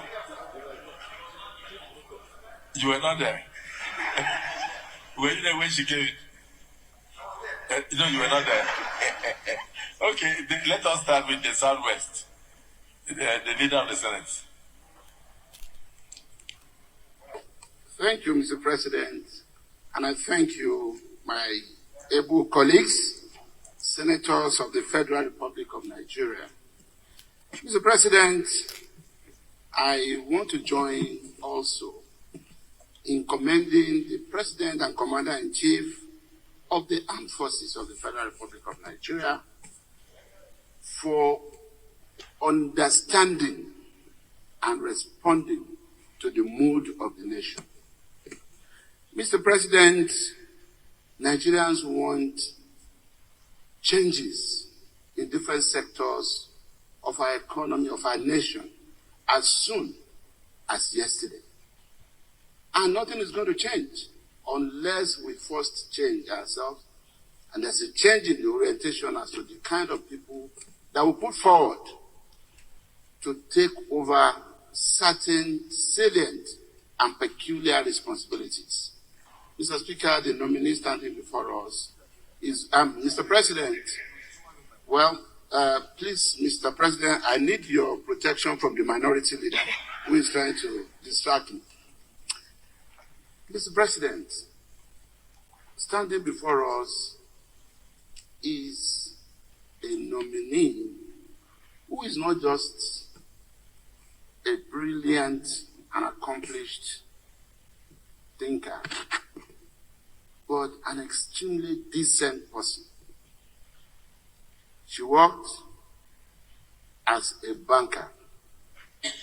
One of the major responsibilities of this ministry to which is being posted is to also manage and oversight banks, the Bank of Industry, African Bank, and some other finance-related institutions are a part of this ministry. Mr. Speaker, Mr. President, she has worked as a public servant, having the right exposure up till this moment, and is in a position to hit the ground running in this ministry. She has worked as a teacher, lecturer, senior lecturer in the university, including the Lagos Business School. Her exposure, her education, her upbringing, child of a renowned professor, child of first female registrar of a renowned university.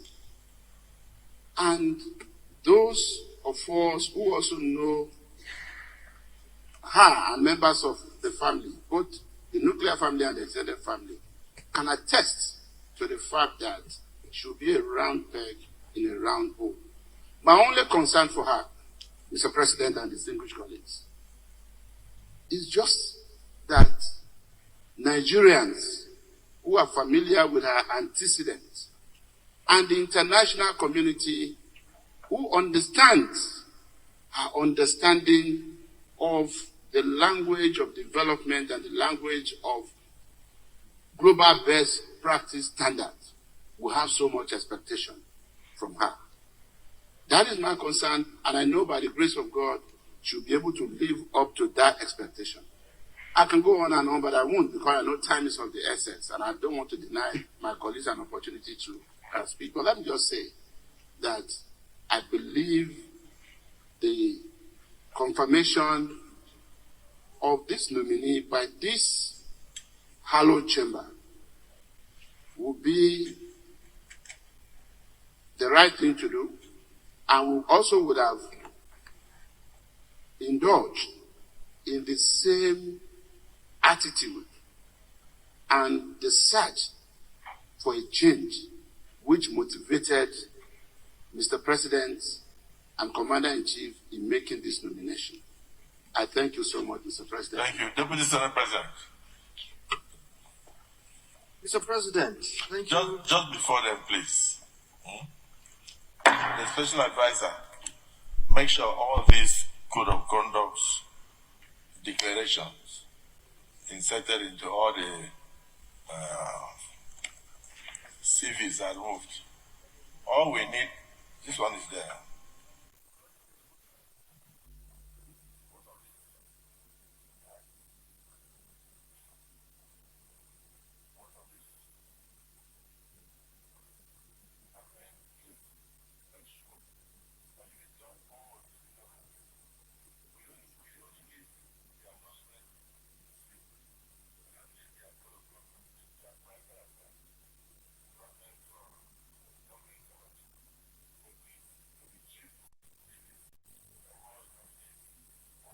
All their code of conduct declarations. All we need is just the acknowledgement slip, nothing more than that, because this is a private affair. Otherwise, you see social media will start publishing all sorts of things about them. You understand? Okay, please. Yes, sir. Thank you, Mr. President, sitting as chair. Mr. President, I'm compelled, I feel compelled to ask for your permission to speak because I think the president has to be commended for nominating the nominee. The nominee is a good example of a woman, of a woman in this country. It's a very good example because of her outstanding pedigree. Outstanding pedigree. She began from Queen's College. I mean, after Queen's College, she went to University of Lagos, did law, but she wasn't satisfied. She has to go to Cambridge to do law here. Then moved to Stanford, an Ivy League college. Moved to another Ivy League college. MIT in Boston. This is amazing. So you want to ask her how she'll bring all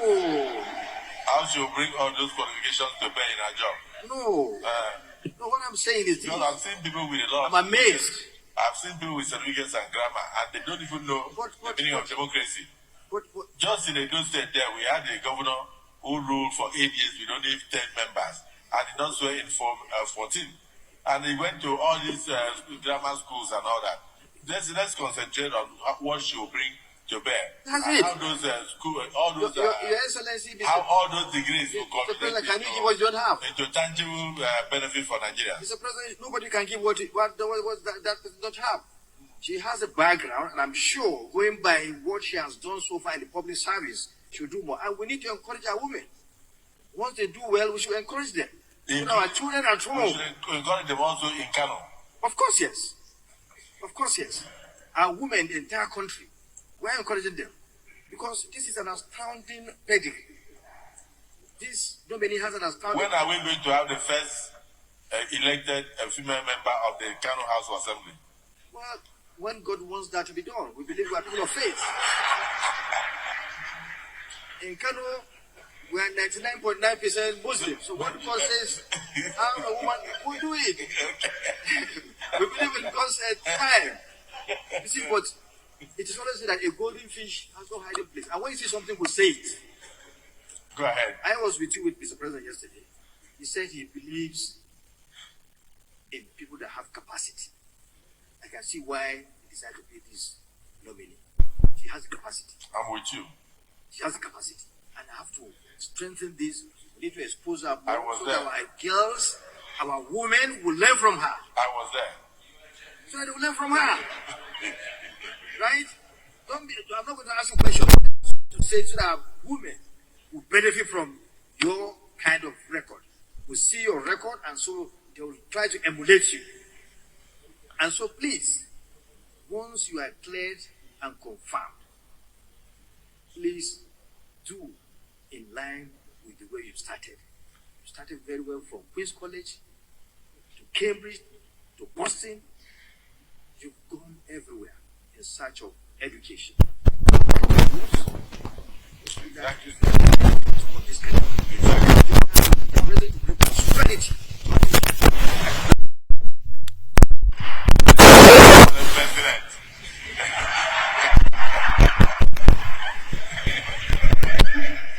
So, is the president that showed the way? Women. All I ask you is, in Kano, by 2027, let's have the first elected female member in the Kano House or Assembly. Let's start from there. The chief whip. Distinguished President of the Senate, distinguished senators, my name is Mohamed Tahir Monguno. I represent Borno North Senatorial District. Well, I associate myself with all the encomiums fought on the nominee as a result of the very rich resume before us. Having associated with that, I want to ask a question. I've carefully perused through your resume and the various contributions, your widow's mite that you have contributed towards the ease of doing business in Nigeria, which is one of the major cog in the wheel of our developmental aspirations. One of the reasons that drives away or discourages foreign direct investment in this country is as a result of the bureaucratic red tape and bottlenecks that is usually associated with doing business in Nigeria. I have seen you have been a special advisor on ease of doing business. You have been the secretary of that council. What have you done so far to attract foreign direct investment by way of ease of doing business? What mechanisms have you put in place for the purpose of achieving that? And leveraging on your new elevation to the position of minister, what again are you going to bring to the table to ensure that there is ease of doing business in this country, doing away with all the bureaucratic bottlenecks and red tapes, so that we will attract foreign direct investment in this country and grow our economy? Thank you. May Allah bless the chief whip of the Senate. I hope you noted that down. Distinguished Senator Eshulogu, this is your nominee. Thank you, Mr. President.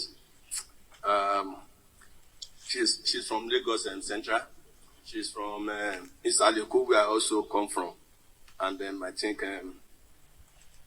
she is a fit and proper person to occupy the position of the Minister of the Federal Republic of Nigeria. Notwithstanding the combined effects of Section 147, subsection 1, 2, and 5, Section 65, subsection 2A and B. These nominees come with great potential. Those sections they are quoting, are they relevant to what we are doing? Yes, sir. Yeah? Yes, sir. Very, very. Read one of them. Read. Okay, sir.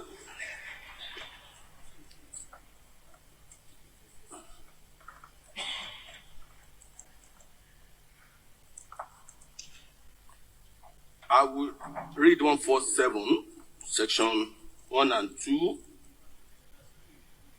There shall be such offices of ministers of the government of the Federation as may be established by the President.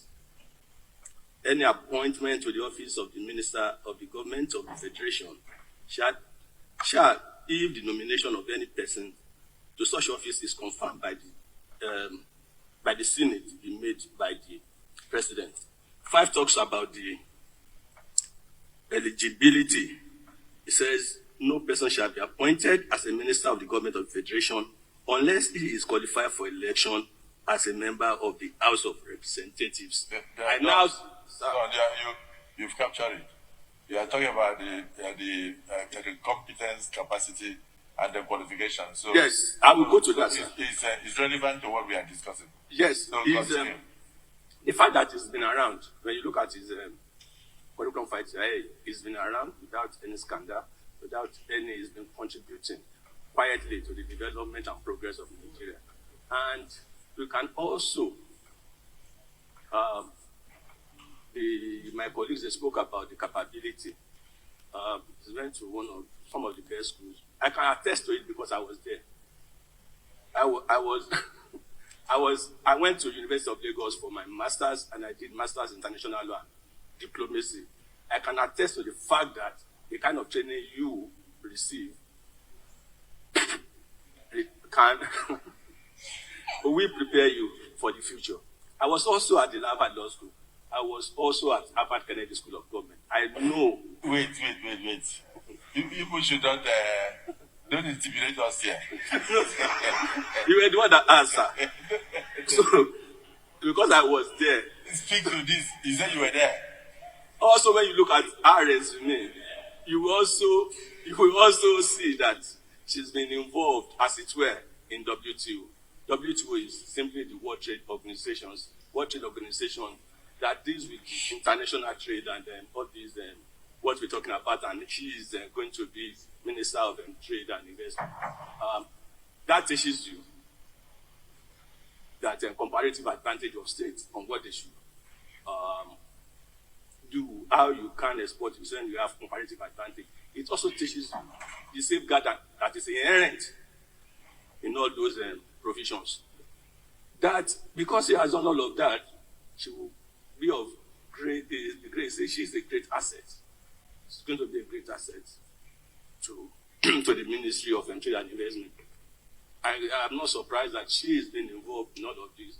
I also want to tell you that she is from Suwaiba, family of Isaleko.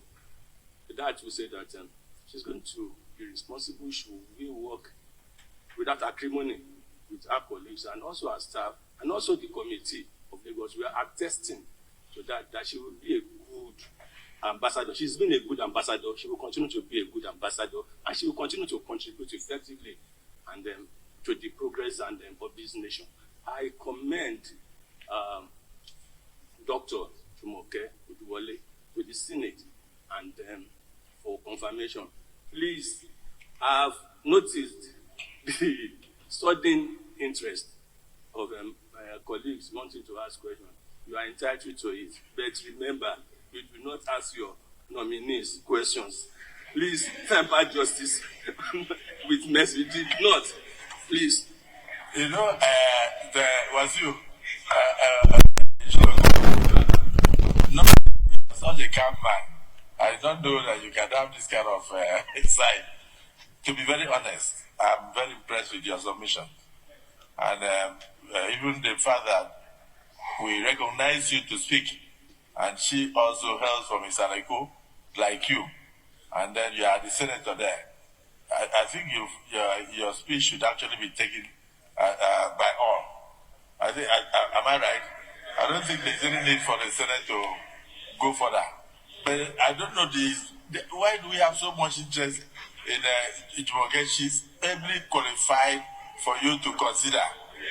I mean, from what I'm hearing, I mean, everybody. We wouldn't Abdullahi, Abdul Fattah. I didn't recognize you. I only mentioned your sorry. Okay, distinguished. You can go ahead, but please make it short, because what Eshulogu, the speech of Eshulogu has sealed it. Thank you very much, Mr. President. Has shown that she has the capacity. I mean, we will put the question, right? Yeah. Okay, maybe after you. Thank you, Mr. President. Buhari Abdul Fattah. I was eager to talk because I chair the industry committee at the 8th Assembly. No, you have to say something. I chair the industry committee at the 8th Assembly, and I know what is happening there. So my question straight to Madam is, number one, there are about 9 agencies under industry alone, apart from trade and investment. And these 2 big agencies are going to be under you. And if you see Bank of Industry, they concentrate only on the big industry. What are you going to do to help Nigerians who are just coming up that needed only small amount for their business to strive? Number 2, a lot of moribund companies in the country today. What are your plans for you to handle some of them so that they will be able to survive and increase employment rate of our youth roaming the street? Number 3, most companies or industry are leaving Nigeria today to the neighboring countries, Ghana, Sierra Leone, and the rest. What are the plans or the incentives you are going to give to sustain most of them to stay behind, probably after we have improved electricity? And then, lastly, what is the encouragement they are going to give our local industry to export whatever they are producing here in order for us to get more foreign exchange to sustain and help our own economy? Thank you, Mr. President. Thank you for that. Yes, Senator Sani Musa. Thank you, Mr. President. My name is Mohammed Sani Musa, representing Niger East Senatorial District. First, like my colleagues have done, to commend Mr. President for this, especially this singular appointment. Because just as the Reverend said, a square peg in a square hole. She is. Nigeria has been diligently working under this administration to ease doing business. We have seen what has happened previously in this country. Minister of Trade and Investment, your functions, a lot of people tend to confuse it with industries. But the framework for any industry to work must have a subtle and well-defined trade and investment policies for a country to be able to get it right. You were a special advisor, the ease of doing business. You have an interaction with WTO, and I'm sure you know quite a lot of things that have been happening within our own, when it comes to do with tax waivers, tax holidays, startups, incentives that usually come from Ministry of Investment or Ministry of Trade, and a lot of abuses that have been going on. In the last 5 years, Nigeria have lost close to about 17 trillion in waivers, in holidays. The policies we have in the free zones, as Minister of Investment, Trade and Investment, you will need to look at them. They should not be different from what is being practiced in other advanced economies. I know with your qualification and exposure, you will turn around Ministry of Trade and Investment. You make sure that issues where waivers are just given for everything is looked into so that Nigeria can yield more. And even those companies that are running away out of Nigeria, There's a lot of capital repatriation that they are doing instead of direct foreign investment coming into this country. They are coming to take a lot out of this country. So I'm sure you will come with your experiences to make things better for this country. I congratulate you, and I believe that you are going to do the best for this country in that sector. Thank you, Mr. President, for giving me this opportunity. Thank you.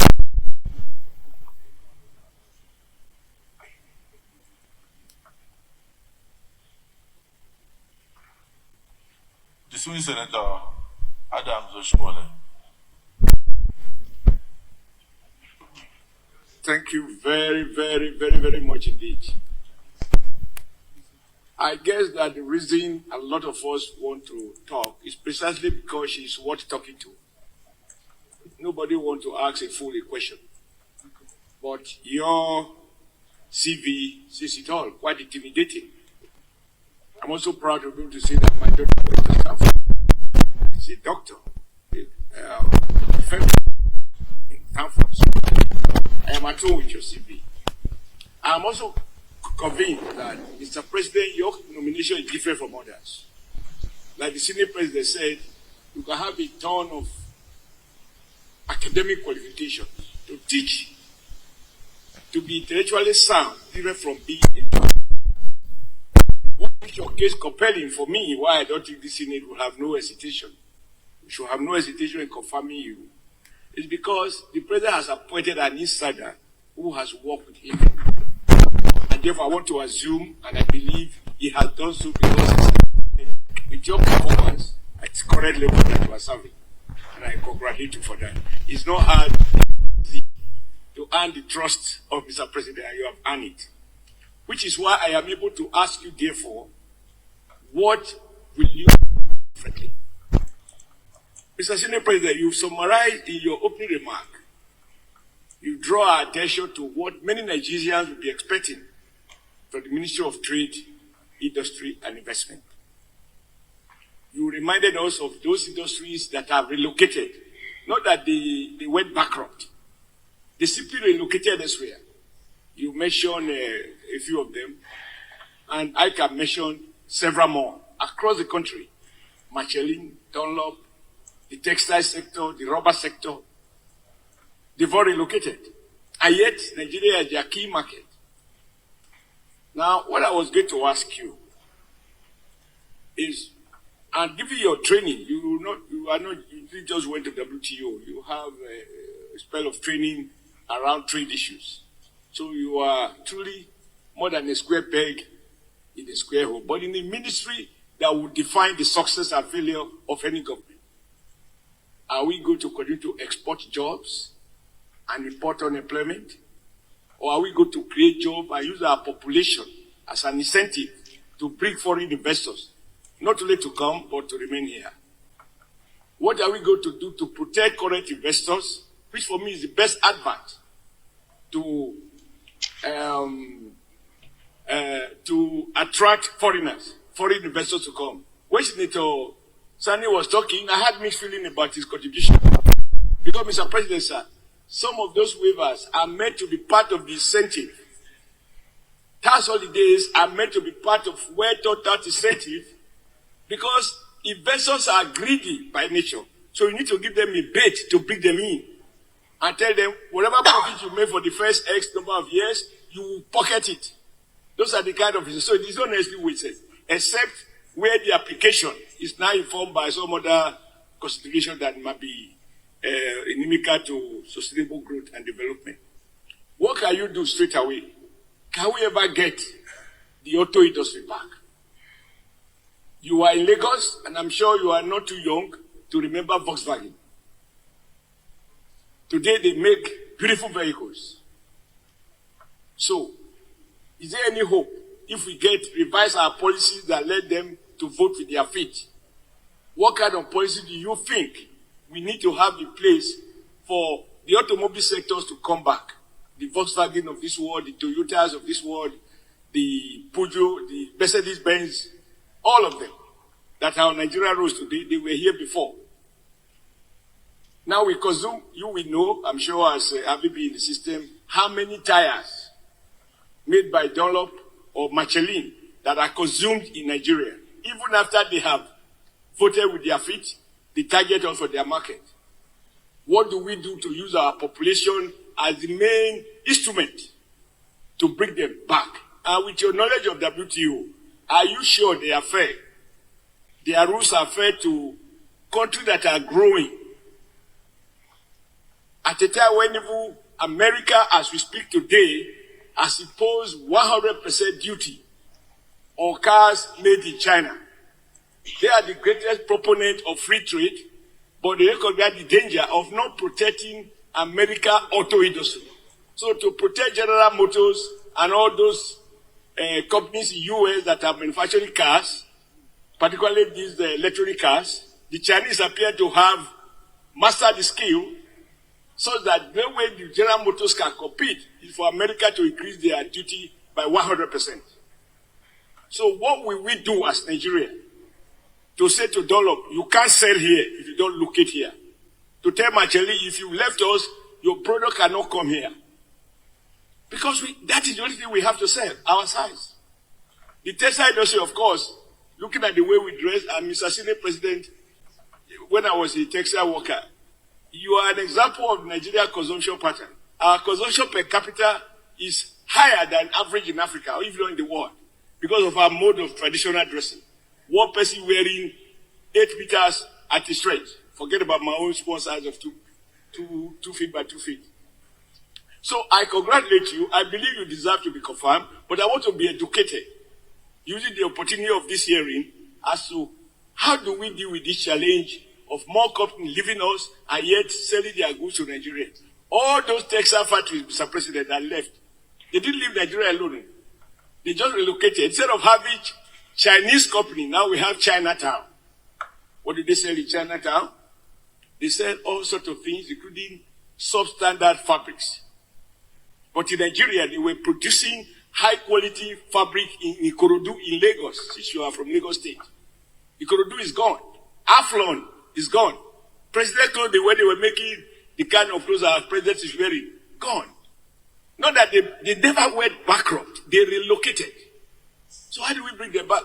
Awolowo's legacy, Nigeria Textile Mill in Ikeja, gone. What we achieved in the 60s, we have lost it in the 90s. So I am very confident that given your knowledge of trade negotiation, because trade policy is at the root of it, given your training and your experience with WTO, for which some of us are very, very critical, I got as far as China, Hong Kong, to protest against WTO, where they want to tell third world countries to dumping ground for Western goods. So I want to be educated by you. I'm not doubting your competence, but I believe that you are worth asking questions so that we can go home better informed about our future with regards to industry, trade, and investment. Thank you. I don't know whether you want to finish the questions and answer all at once? Yes. Yes. Because you have to understand that sometimes having this kind of fantastic resume can also be a problem. So, because everybody thinks that she's very exposed, she's very highly educated, and she's very qualified if the Senate thinks so. And therefore, they would like to hear from her how she will reposition trade and investment. This is actually why you have so much hands up. It's because of your resume. I even noticed now that you even have you've been given a national honor of member of the Federal Republic, MFR. That is because of your past record. So you have a lot to contribute. Let me just give 2 chances to people and then I give you an opportunity to answer. Distinguished Senator Issa Jibril. Your Excellency, Mr. President, very distinguished colleagues, I am Issa Jibril, representing the very good people of Kogi Italy. Your Excellency, my comments are advisory in nature. Advisory? Advisory, yes. I want to dwell on the nexus between ease of doing business and import substitution strategy. As you are aware, so many goods are still being imported into Nigeria, and the government is trying the best it can to ensure that these items are produced in Nigeria. First, to ensure that we make maximum use of our raw materials, to also ensure that the drain on our foreign exchange reserve is curtailed, and to ensure that employment opportunities are generated. But the import substitution strategy in Nigeria is not working. The companies here are not properly protected, and I want to take note of that. They are not sufficiently protected. Your Excellency, there are situations where some of these items imported into Nigeria, okay, are cheaper than those that are cheaper. It is in fact less expensive, okay, to buy some of these items from outside than those from within. The implication of that is that cost of doing business here is so high. We need to take a look at that. Okay? Your Excellency, I want to also suggest that there should be a relationship, and a very strong one at that, between this ministry and Raw Material Research Institute. There are so many additives, okay, that are imported into Nigeria today, especially in the pharmaceutical and chemical industries.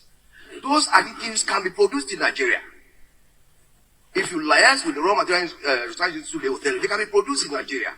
We need to create an industrial hub, okay, where some of these companies, and they are not big companies, these are small to medium-sized companies. You keep these companies there, incubate them, give them all the necessary incentives. They will be able to produce some of these additives. And these additives are very important. Without them, production cannot go on. Without them, you cannot complete production, okay, process in Nigeria, usually in the pharmaceutical, like I said, and in the chemical industry.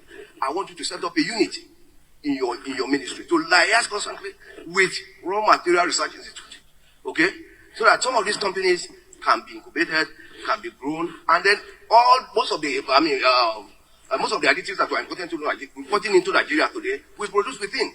We conserve as much as possible our foreign exchange reserves. So, on the whole, I commend her, I congratulate her, but I want you to please take note of some of these areas that I've mentioned. I thank you. Yeah, so what it means is you may be among the first of the new to convoke a kind of national dialogue on trade and investment with a view to getting inputs from stakeholders and practitioners. You understand? It will help you to reposition your ministry and meet the aspirations of Mr. President and the renewable agenda of the President. A lot is expected from you. Why? Because of your resume. So, Ide Dafinone. Thank you, Mr. President.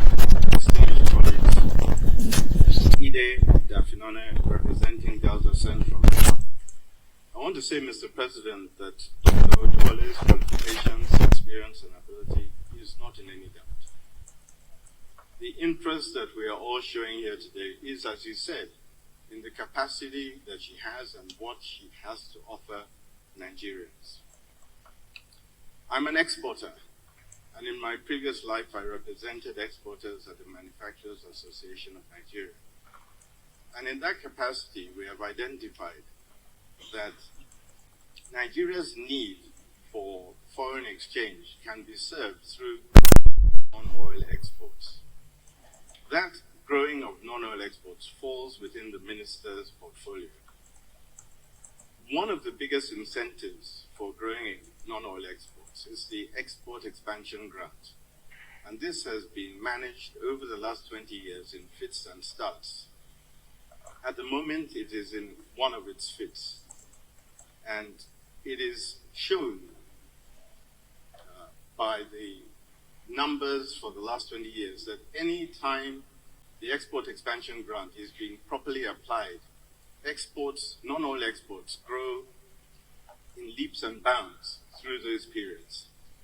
So the non-oil exporters have asked me to put to the nominee a question to ask her what she will do in terms of growing non-oil exports.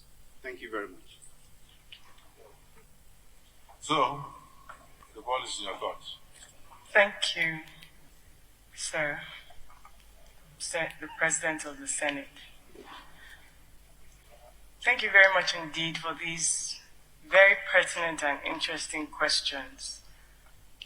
I would like to recognize and appreciate the comments from the distinguished minority leader, distinguished leader of the Senate, the distinguished Deputy Senator, the Chief Whip, my Senator, the distinguished Senator from Lagos Central, and specifically questions from Senator Buhari Abdul-Fatai. And I'll come to answering his question. I want to group them. Questions from distinguished Senator Mohammed Sani Musa, questions from distinguished Senator Adams Oshomole, and questions from distinguished Senator Issa Jibrin, and questions from distinguished Senator Ide Dafinone.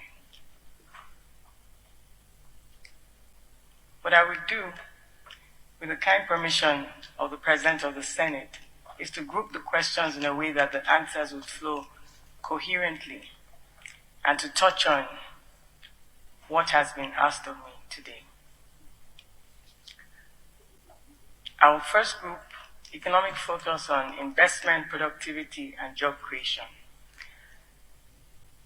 Since the commencement of President Bola Ahmed Tinubu GCFR administration, key reforms in monetary and fiscal policy aimed at stabilizing the economy have started to deliver some results in terms of inflation gently starting to come down, and the tax reforms are also ongoing. Perhaps what we now need to deliver is the convergence of these two pillars of monetary and fiscal policy with trade, investment, and industrial policies to further drive growth. While acknowledging that in the last 5 years, FDI has declined by about 86%, and we've had about 20 multinational companies exit or scale down, the three priority areas that I would work on to align with the existing and ongoing policies, if confirmed by this hallowed chamber, would be investment retention and attraction, boosting exports and foreign exchange earnings, and creating productive jobs through vibrant domestic industry. Recent efforts by His Excellency, Mr. President, in his capacity as Chief Investment Officer of the Economy, has yielded some tangible results, and there's a key role of the Federal Ministry of Industry, Trade and Investment and NIPC, an agency under it, Nigerian Investment Promotion Commission, in seeing that investor confidence is fostered. In September 2023, Mr. President secured nearly $14 billion pledges from Indian investors for steel development, petrochemicals, power, and more. And a year later, on September 6, 2024, Jindal Steel Africa committed $3 billion to Nigeria's steel industry on the back of the ongoing economic reforms. So retaining domestic investment and deepening these reforms will help attract even more foreign direct investment. That was the first question, and that's really what we need to do, to stay the course and to deepen and quicken our reforms. Another example I'll touch on quickly is Outsource Global, a service company that is currently receiving technical assistance from colleagues in the Office of the Vice President. They have an initiative focused on exporting IT services and delivering, which are being delivered by young Nigerians living in Nigeria on a global scale. So they're earning foreign exchange while living at home. And I was asked the question about how do we create jobs and are we going to continue to import? We are exporters of services. One of the most important things that needs to be done is collaboration, coordination of ministries, departments, agencies, regulators, and infrastructure to jointly strive towards improving competitiveness in energy supply to support our productivity and competitiveness of our businesses. I have a proven track record on being able to collaborate across all arms and levels of government. Indeed, with the 8th National Assembly, in attracting capital for and credit for small and medium-sized enterprises.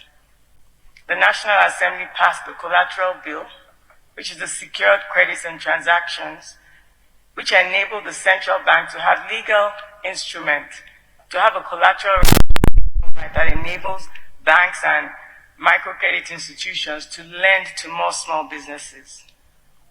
Another area would be the supporting of free trade zones and special economic zones to enhance operational efficiency.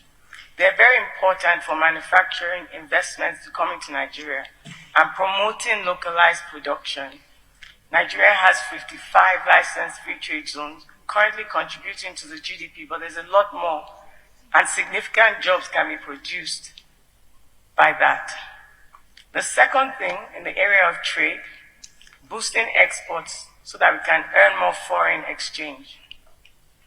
As we support MSMEs and larger enterprises to access markets, collaborating with stakeholders to increase exports, supporting them practically and tangibly, Nigerian Export Promotion Council leads this charge, and there's a lot more that can be done.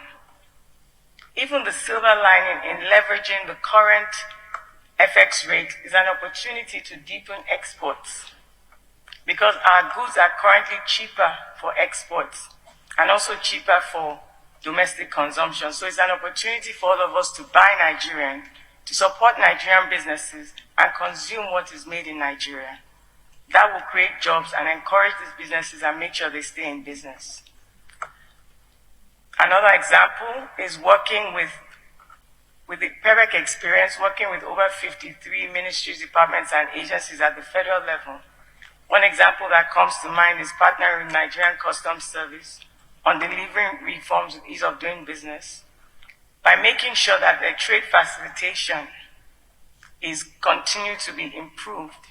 The Nigerian Customs Service leadership recently launched the Authorized Economic Operator Program, which enhances trade facilitation, and recently accepted and agreed to include the PEREC Business Champions, the Platinum PEREC Business Champions, which are 23 businesses that earn over $1 billion per annum in revenue, into the next cohort in Q1 of 2025.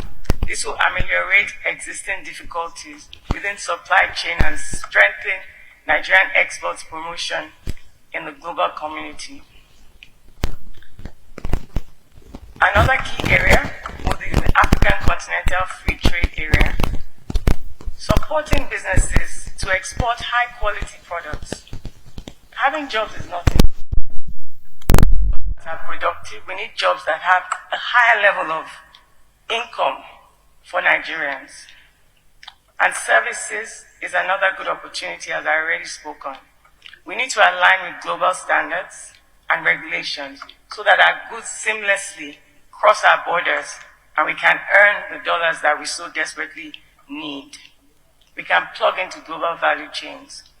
An example, I would name one. There's an EU deforestation regulation which mandates that producers or suppliers of goods originating from countries outside the EU must prove that they're not from recently deforested lands or are not contributing to forest degradation. Now, this regulation is coming to effect at the end of 2024, and the regulation impacts commodities critical to Nigeria's economy, including cocoa, palm oil, rubber, which constitute 9.3% of Nigeria's non-oil fuel exports to the European Union. Without compliance, the impact of this will be to put Nigerian exporters in that agricultural space at risk, especially the cocoa industry that contributes about 70% of Nigeria's agricultural exports to the EU. They'll be at immediate risk. So those are some of the things that need to be addressed promptly.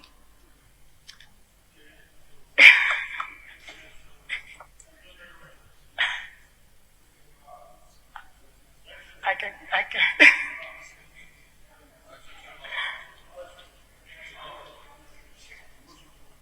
Oh, I drew. No, sir, but Because you were interrupted to continue. I'm listening to you. Okay. Nigerians are listening to you. The So global community is listening to you. Thank you very much. So forget the man who is telling you it's okay. He wants to go and eat. I appreciate the opportunity. Huh? The third thing will be to create productive jobs through vibrant domestic industry. And I spoke about the need for high-value productive jobs, effective regulatory reforms and ease of doing business, not to vie in that direction because I've worked on that for the last 9 years, but to say that that is a pivotal area that would allow Nigerians, for example, focusing on AFCFTA to align Nigerian companies to access a $3.4 trillion African market of 55 countries with a population of 1.3 billion people. We will create jobs, we will expand our workforce capacity by doing this. To touch on regulatory reforms and why they're so important, the mandate of the Council that I've had the privilege of leading the intervention for the last 8 years focuses on people, issues, processes, and to a lesser extent, infrastructure, specifically the cost and speed of doing business and transparency. Currently, distinguished Senator Sadiq Umar, representing Kwara North, and the chair of Senate Committee on Trade and Investment, he's the current representative of the 10th National Assembly on the Presidential Enabling Business Council. And together, that council, the members of that council, have continued to work on 5 key areas: legislative reforms, of which the 9th National Assembly also passed the Business Facilitation Miscellaneous Provisions Act of 2022, unprecedented regulatory reforms.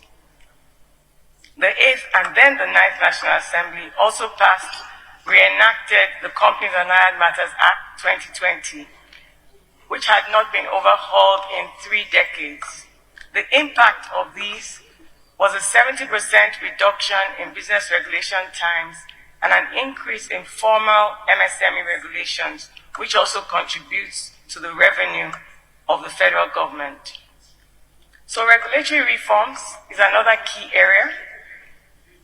We've worked on transparency, efficiency, things like visa on arrival, to ease the entry of, for instance, you can have a business meeting on Monday in Switzerland. Distinguished Ministerial Nominee, you are talking about the things you have done already. What the Senate wanted to hear are the things you are going to do. Because we are saying that things can get better with your coming as a minister. You understand? So if you focus more on the things you have done in the past, we will not be too impressed. We want to know the things you are going to do to make things much, much better based on your experience and resume. So I would suggest that you collate most of the things that you heard, the questions and the advice. Together to go and use those things when you are in the office as working tools. You understand? So to commence the reforms you are going to put in place to revitalize the sector in the area of trade and investment. I must say that you've done very well. I offered you a seat, and you said no, that you don't want the seat. So if you fall, it's not the fault of the Senate President, because I've done my part. And then, just before I put the question, I noticed you've done a lot of publications.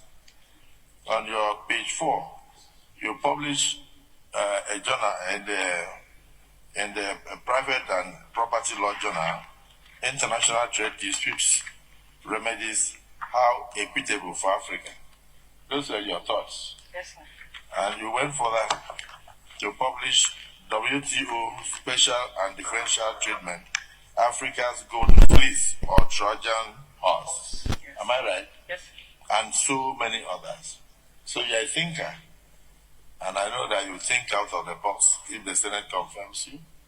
But just before you go, I want to also acknowledge the presence in your delegation of your dear sister, Mrs.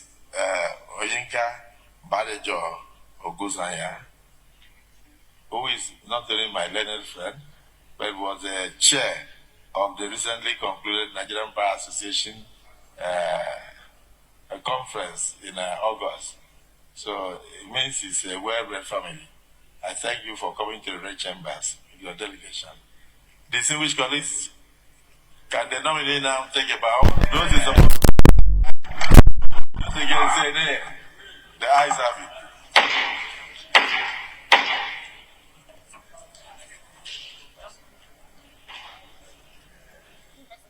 His Excellency Senator Barrow Jibril, CFR, the President of the Senate, distinguished senators of the Federal Republic of Nigeria,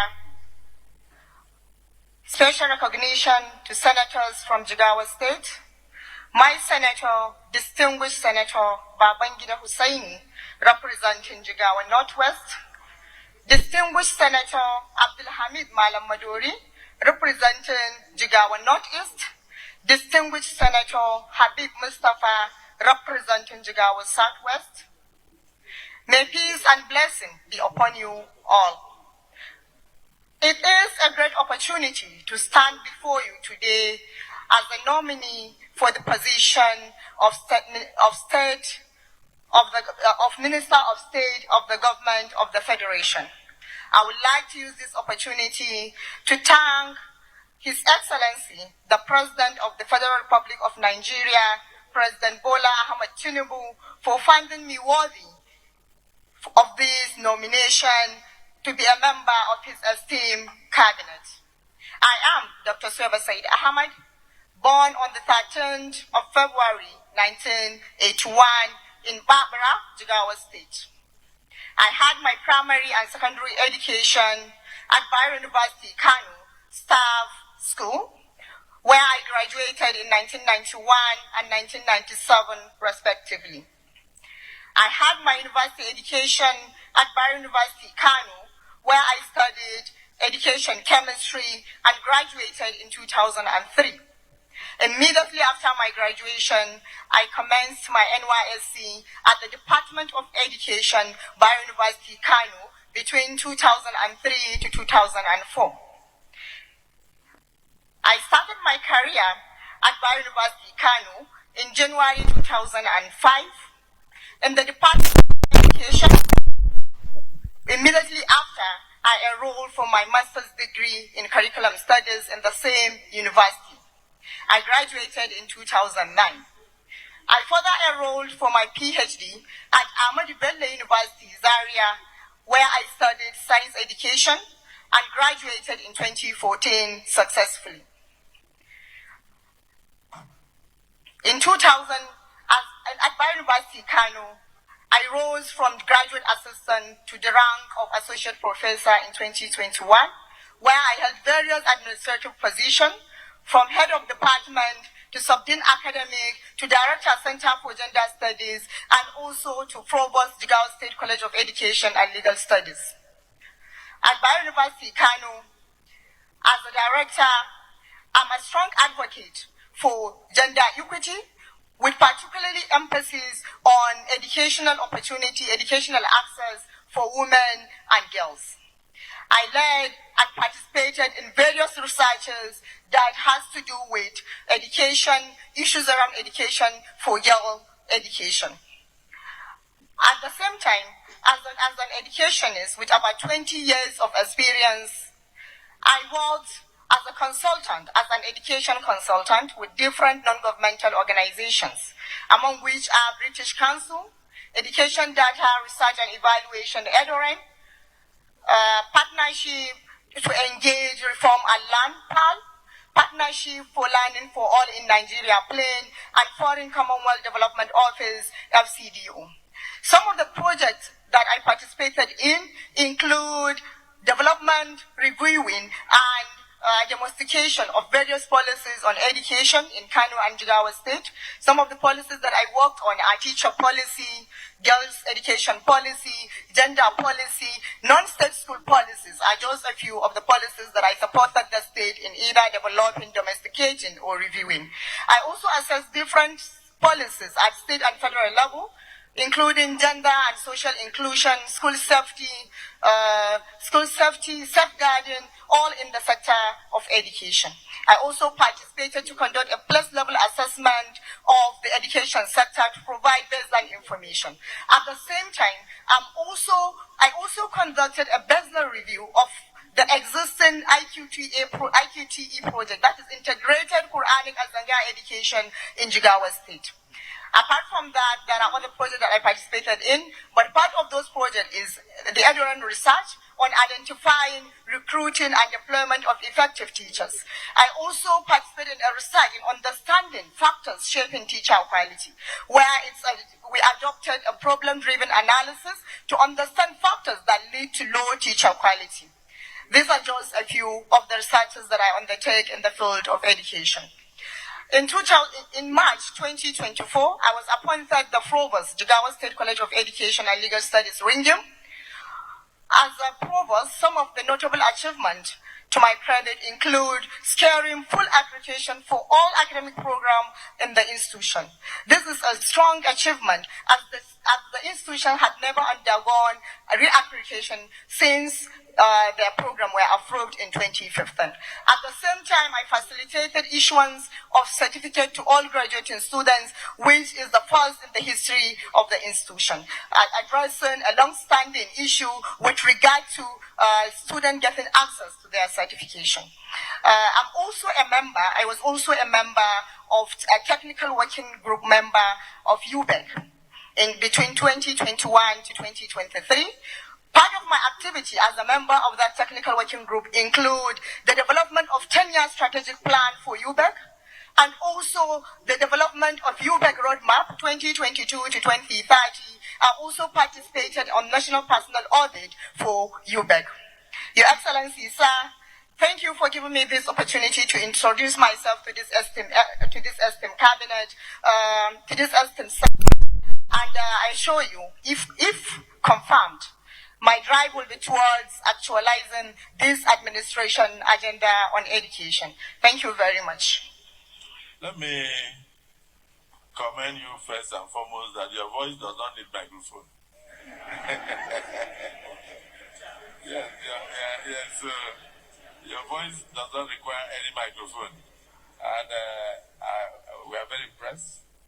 And your nomination is clearly what I may call a promise made and a promise kept by Mr. President. He had promised that he was going to carry the youths of the country along, not just in his cabinet, but in his government. And he was here to elevate the status of the youths of the country. And much more significant is the fact that you are going into the educational sector at a time when the Deputy Senate President is yearning for more women to access higher education in northern Nigeria. And all of us are in support of his aspiration. So you're a role model for the northern youths, for the girl child, Nigeria and globally. We welcome you. We are very impressed with you. I'm not saying she's cleared. I'm not saying she's confirmed. But I'm only saying, let Senator Babangida say a word and let her take a bow and go. Because she represents the population, the youthful population that we must encourage in this country. And we must commend Mr. President for her nomination. Babangida, say something. Thank you very much. The chair. My distinguished colleagues, I'm Senator Babangida Husseini, representing Jigawa Northwest. The nominee standing before you, Mr. President, is known to me since her primary school days. Her father, erudite and dedicated public officers in my state, was my first Director General in the at least at administration. What she represents, Mr. President, distinguished colleagues, is the vibrancy of the youth, the intellectualism of the youth, and the adventurism of those who are yearning for change. I commend Mr. President Bola Ahmed Tinubu for finding her worthy of nomination, and the governor of Jigawa State, who actually pulled her out of the university system and made her the rector of Jigawa State College of Islamic and Legal Studies Ringim. She did exceedingly well there. Her resume and her background as a gender specialist is also a big plus to the ministry, because she is going to champion the advancement of the girls' education project in the north, and at the same time give a deeper fillip to the development of curricula which would enhance the enrollment of girls' education. I assure you, Mr. President, distinguished colleagues, that Suwaiba, coming from an educational background, the father is a professor of education, and I believe should add value to the Mr. President's renewal of agenda. Distinguished colleagues, I plead and beg that Dr. Suwaiba requires no further introduction. She has done very well. She has given a good account of herself before us here, and I request that Mr. President, you graciously approve that she takes a bow and leave. Thank you very much. This is the first they are getting the name right. In the other CV, the spelling was wrong. But here, now you just pronounce the name.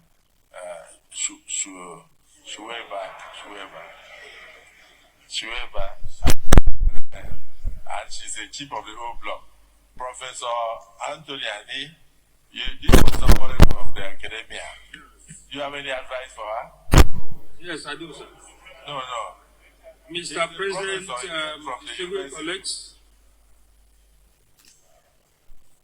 I commend the nominee very highly, having given a good account of our stewardship over these years.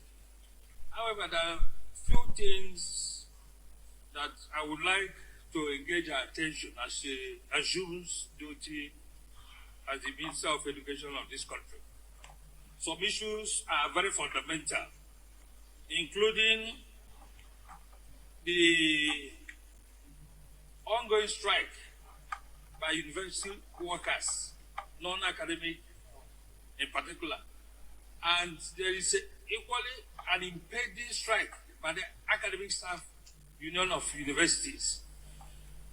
The 2009 agreement has been a lingering issue over these years. And none of the past ministers have been able to tackle it. So I would want you, as you assume duty, that should be your priority. Because university lecturers are suffering. They are in serious trouble because it is demanded of them to do research, to do teaching, to do community services with bigger resources as not meeting up with all these demands. And equally important is the issue of 4 months with their salary of ASU. Their 4 month salaries have been withheld all this time. Please, that should engage your attention so that this recurring decimal of strike should be a thing of the past. Every time university lecturers or university workers are going on strike, and people outside the system will always blame them. Why? I don't think that should be the situation. Let us get your attention because you are coming from the system. Let the good news we hear after now be that all these problems, teaching problems, are surmounted. Thank you, Mr. President, distinguished colleagues. Professor Anthony, thank you so much. My dear nominee, the Senate is quite impressed with you, and like we said, We want you to be the ambassador of the girl child, not just in northern Nigeria, but in Nigeria generally. And we look forward to your continuing to give the service and services that you have been rendering to your country. We commend Mr. President very highly for bringing a youthful person like you to be the cabinet, and with your resume, we have no doubt that you will perform. So you may now step forward and take a bow. Is it the view of the Senate that this nominee be allowed to take a bow? Yes. Those in support say aye. Those against say nay. The ayes have it.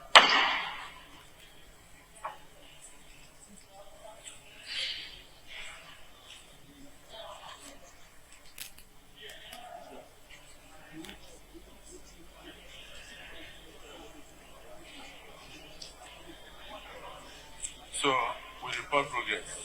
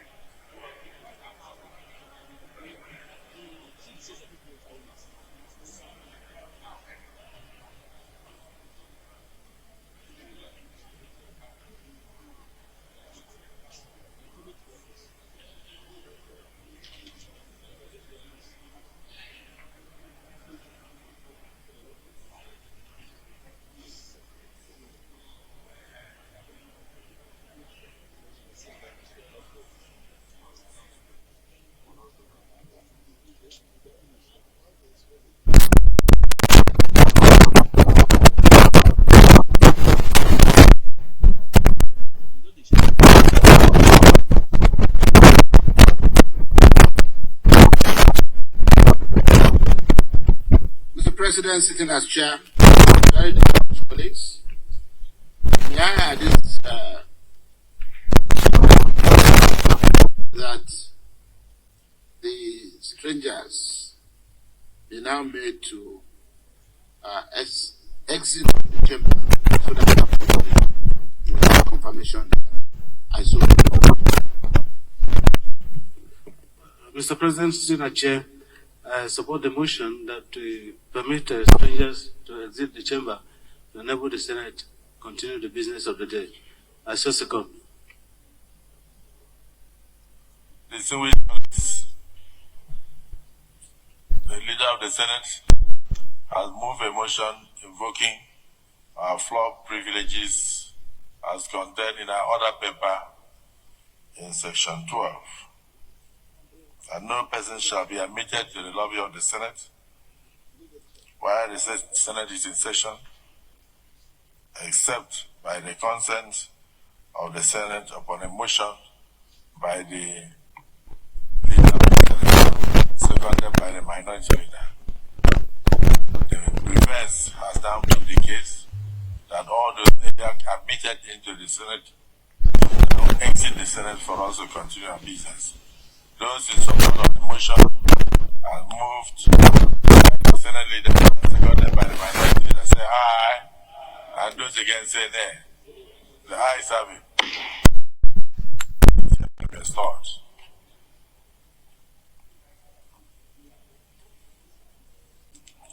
Distinguished colleagues,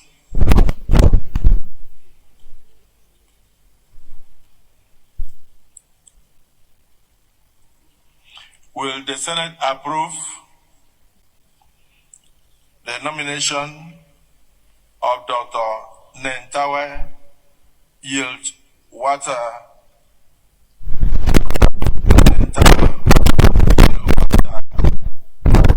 for appointment as the Minister of the Government of the Federal Republic of Nigeria?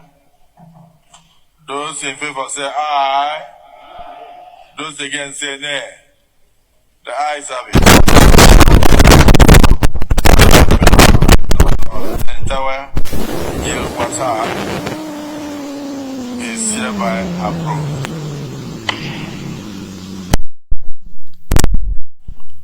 Will the Senate approve the nomination of Maigari, Dingyadi for appointment as the Minister of the government of the Federal Republic of Nigeria. Those in favor say aye. Those against say nay. The ayes have it. The appointment of Maigari Dingyadi is hereby approved for appointment as a minister of the government of the Federal Republic of Nigeria. Distinguished colleagues, will the Senate approve the nomination of Bianca Ojukwu for appointment as a minister of the government of the Federal Republic of Nigeria? Those in favor say aye. Those against say nay. The ayes have it. The appointment of Bianca Ojukwu as a minister of the government of the Federal Republic of Nigeria is hereby approved. Distinguished colleagues, will the Senate approve the nomination of Right Honorable Yusuf Abdullahi for appointment as a minister of the government of the Federal Republic of Nigeria? Those in favor say aye. Those against say nay. The ayes have it. The nomination of Right Honorable Yusuf Abdullahi for appointment as Minister of the Government of the Federal Republic of Nigeria is hereby approved. Distinguished colleagues, will the Senate approve the nomination of Idi Mokhtar Mahar for appointment as a Minister of the Government of the Federal Republic of Nigeria? Those in favor say aye. Those against say nay. The ayes have it. The nomination of Idi Mokhtar Mahar for appointment as a Minister of the Government of the Federal Republic of Nigeria is hereby approved. Distinguished colleagues, will you approve the nomination of Dr. Jumoke Oduwole for appointment as the Minister of the Government of the Federal Republic of Nigeria? Those in favor say aye. Those against say nay. The ayes have it. The nomination of Dr. Jumoke Oduwole for appointment as a Minister of the Government of the Federal Republic of Nigeria is hereby approved. Distinguished colleagues, will the Senate approve the nomination of Suwaiba Ahmed, PhD, for appointment as a Minister of the Government of the Federal Republic of Nigeria? Those in favor say aye. Those against say nay. The ayes have it. The appointment and nomination of Suwaiba Ahmed, PhD, as a Minister of the Government of the Federal Republic of Nigeria is hereby approved.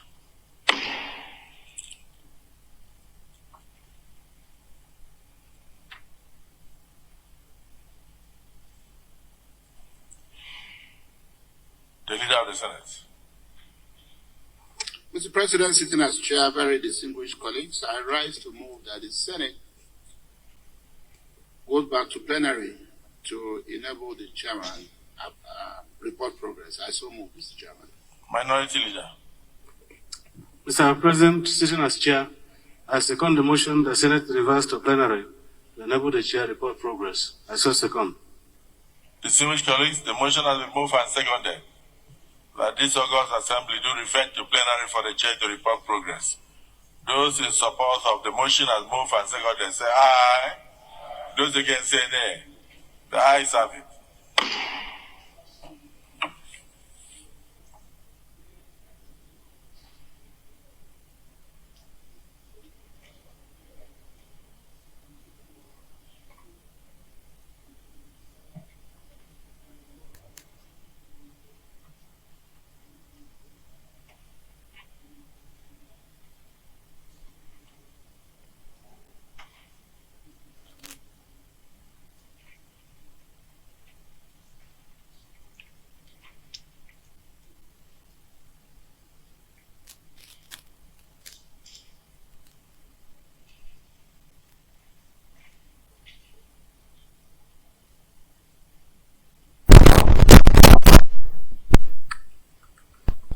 Distinguished colleagues, the Senate, the Committee of the Whole, considered the request of Mr. President, Commander-in-Chief of the Armed Forces for the confirmation of nominees for appointment as ministers of the government of the Federal Republic of Nigeria.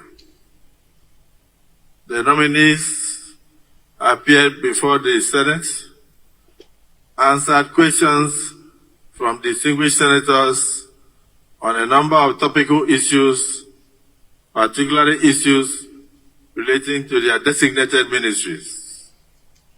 Thereafter, the Senate, in the Committee of the Whole, approved the nominations of Dr. Nentawe, Yilwatda, Muhammadu Maigari, Dingyadi, Bianca Ojukwu, Right Honorable Yusuf Abdullahi, Idi Mukhtar Maiha, Dr. Jumoke Oduwole, Suwaiba Ahmed, PhD, as ministers of the government of the Federal Republic of Nigeria. Is this a true reflection of what transpired in the Committee of the Whole?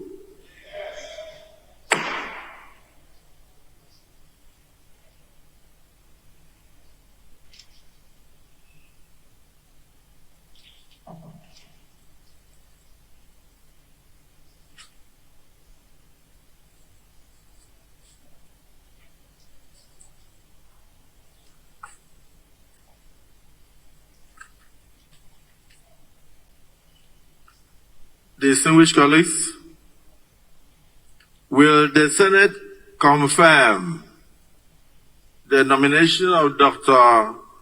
Nentawe Yilwatda for appointment as a minister of the government of the Federal Republic of Nigeria? Those in favor say aye. Those against say nay. The ayes have it.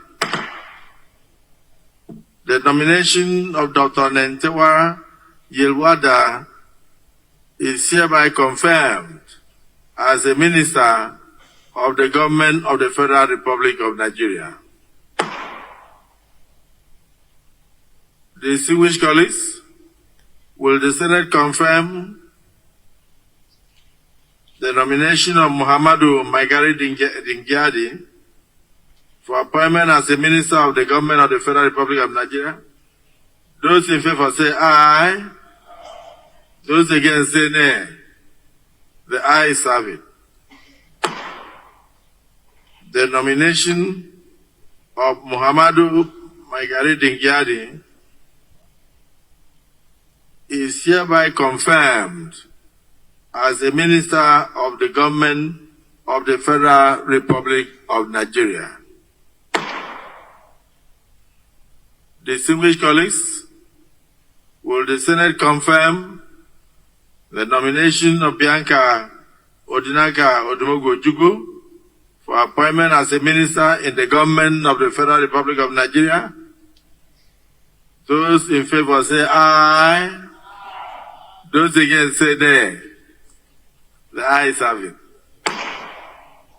The nomination of Bianca Ojukwu is hereby confirmed as a minister of the government of the Federal Republic of Nigeria. Distinguished colleagues, will the Senate confirm the nomination of Right Honorable Yusuf Abdullahi for appointment as a minister of the government of the Federal Republic of Nigeria? Those in favor say aye. Those against say nay. The ayes have it. The nomination of Right Honorable Yusuf Abdullahi is hereby confirmed as a minister of the government of the Federal Republic.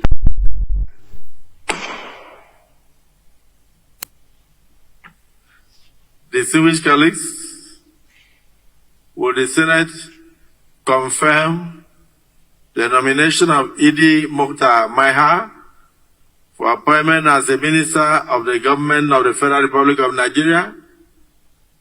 Those in favor say aye. Those against say nay.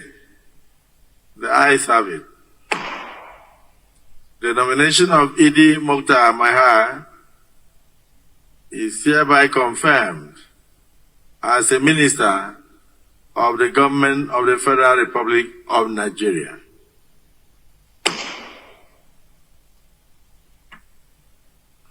Distinguished colleagues, will the Senate confirm the nomination of Dr. Jumoke Oduwole for appointment as a Minister of the Government of the Federal Republic of Nigeria?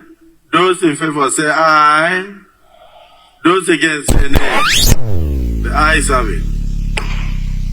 The nomination of Dr. Jumoke is hereby confirmed as a Minister of the Government of the Federal Republic of Nigeria. Distinguished colleagues, will the Senate confirm the nomination of Suwaiba Said Ahmed, PhD, for appointment as the Minister of the Government of the Federal Republic of Nigeria? Those in favor say aye. Those against say nay. The ayes have it. The nomination of Suwaiba Said Ahmed, PhD, is hereby confirmed as a Minister of the Government of the Federal Republic of Nigeria. Let me congratulate all the nominees for this elevation by Almighty God, courtesy of President Bola Ahmed Tinubu, and also pray that God will give them the enablement to continue to put in their best for the upliftment of the citizenry and the benefit of this great country. Congratulations also to my colleagues, distinguished senators, who have spent the better part of the day from morning till now to do this all-important national assignment. I congratulate all of you, and I pray that Almighty God will reward each and every one of you with good health and wisdom to continue to serve our great nation.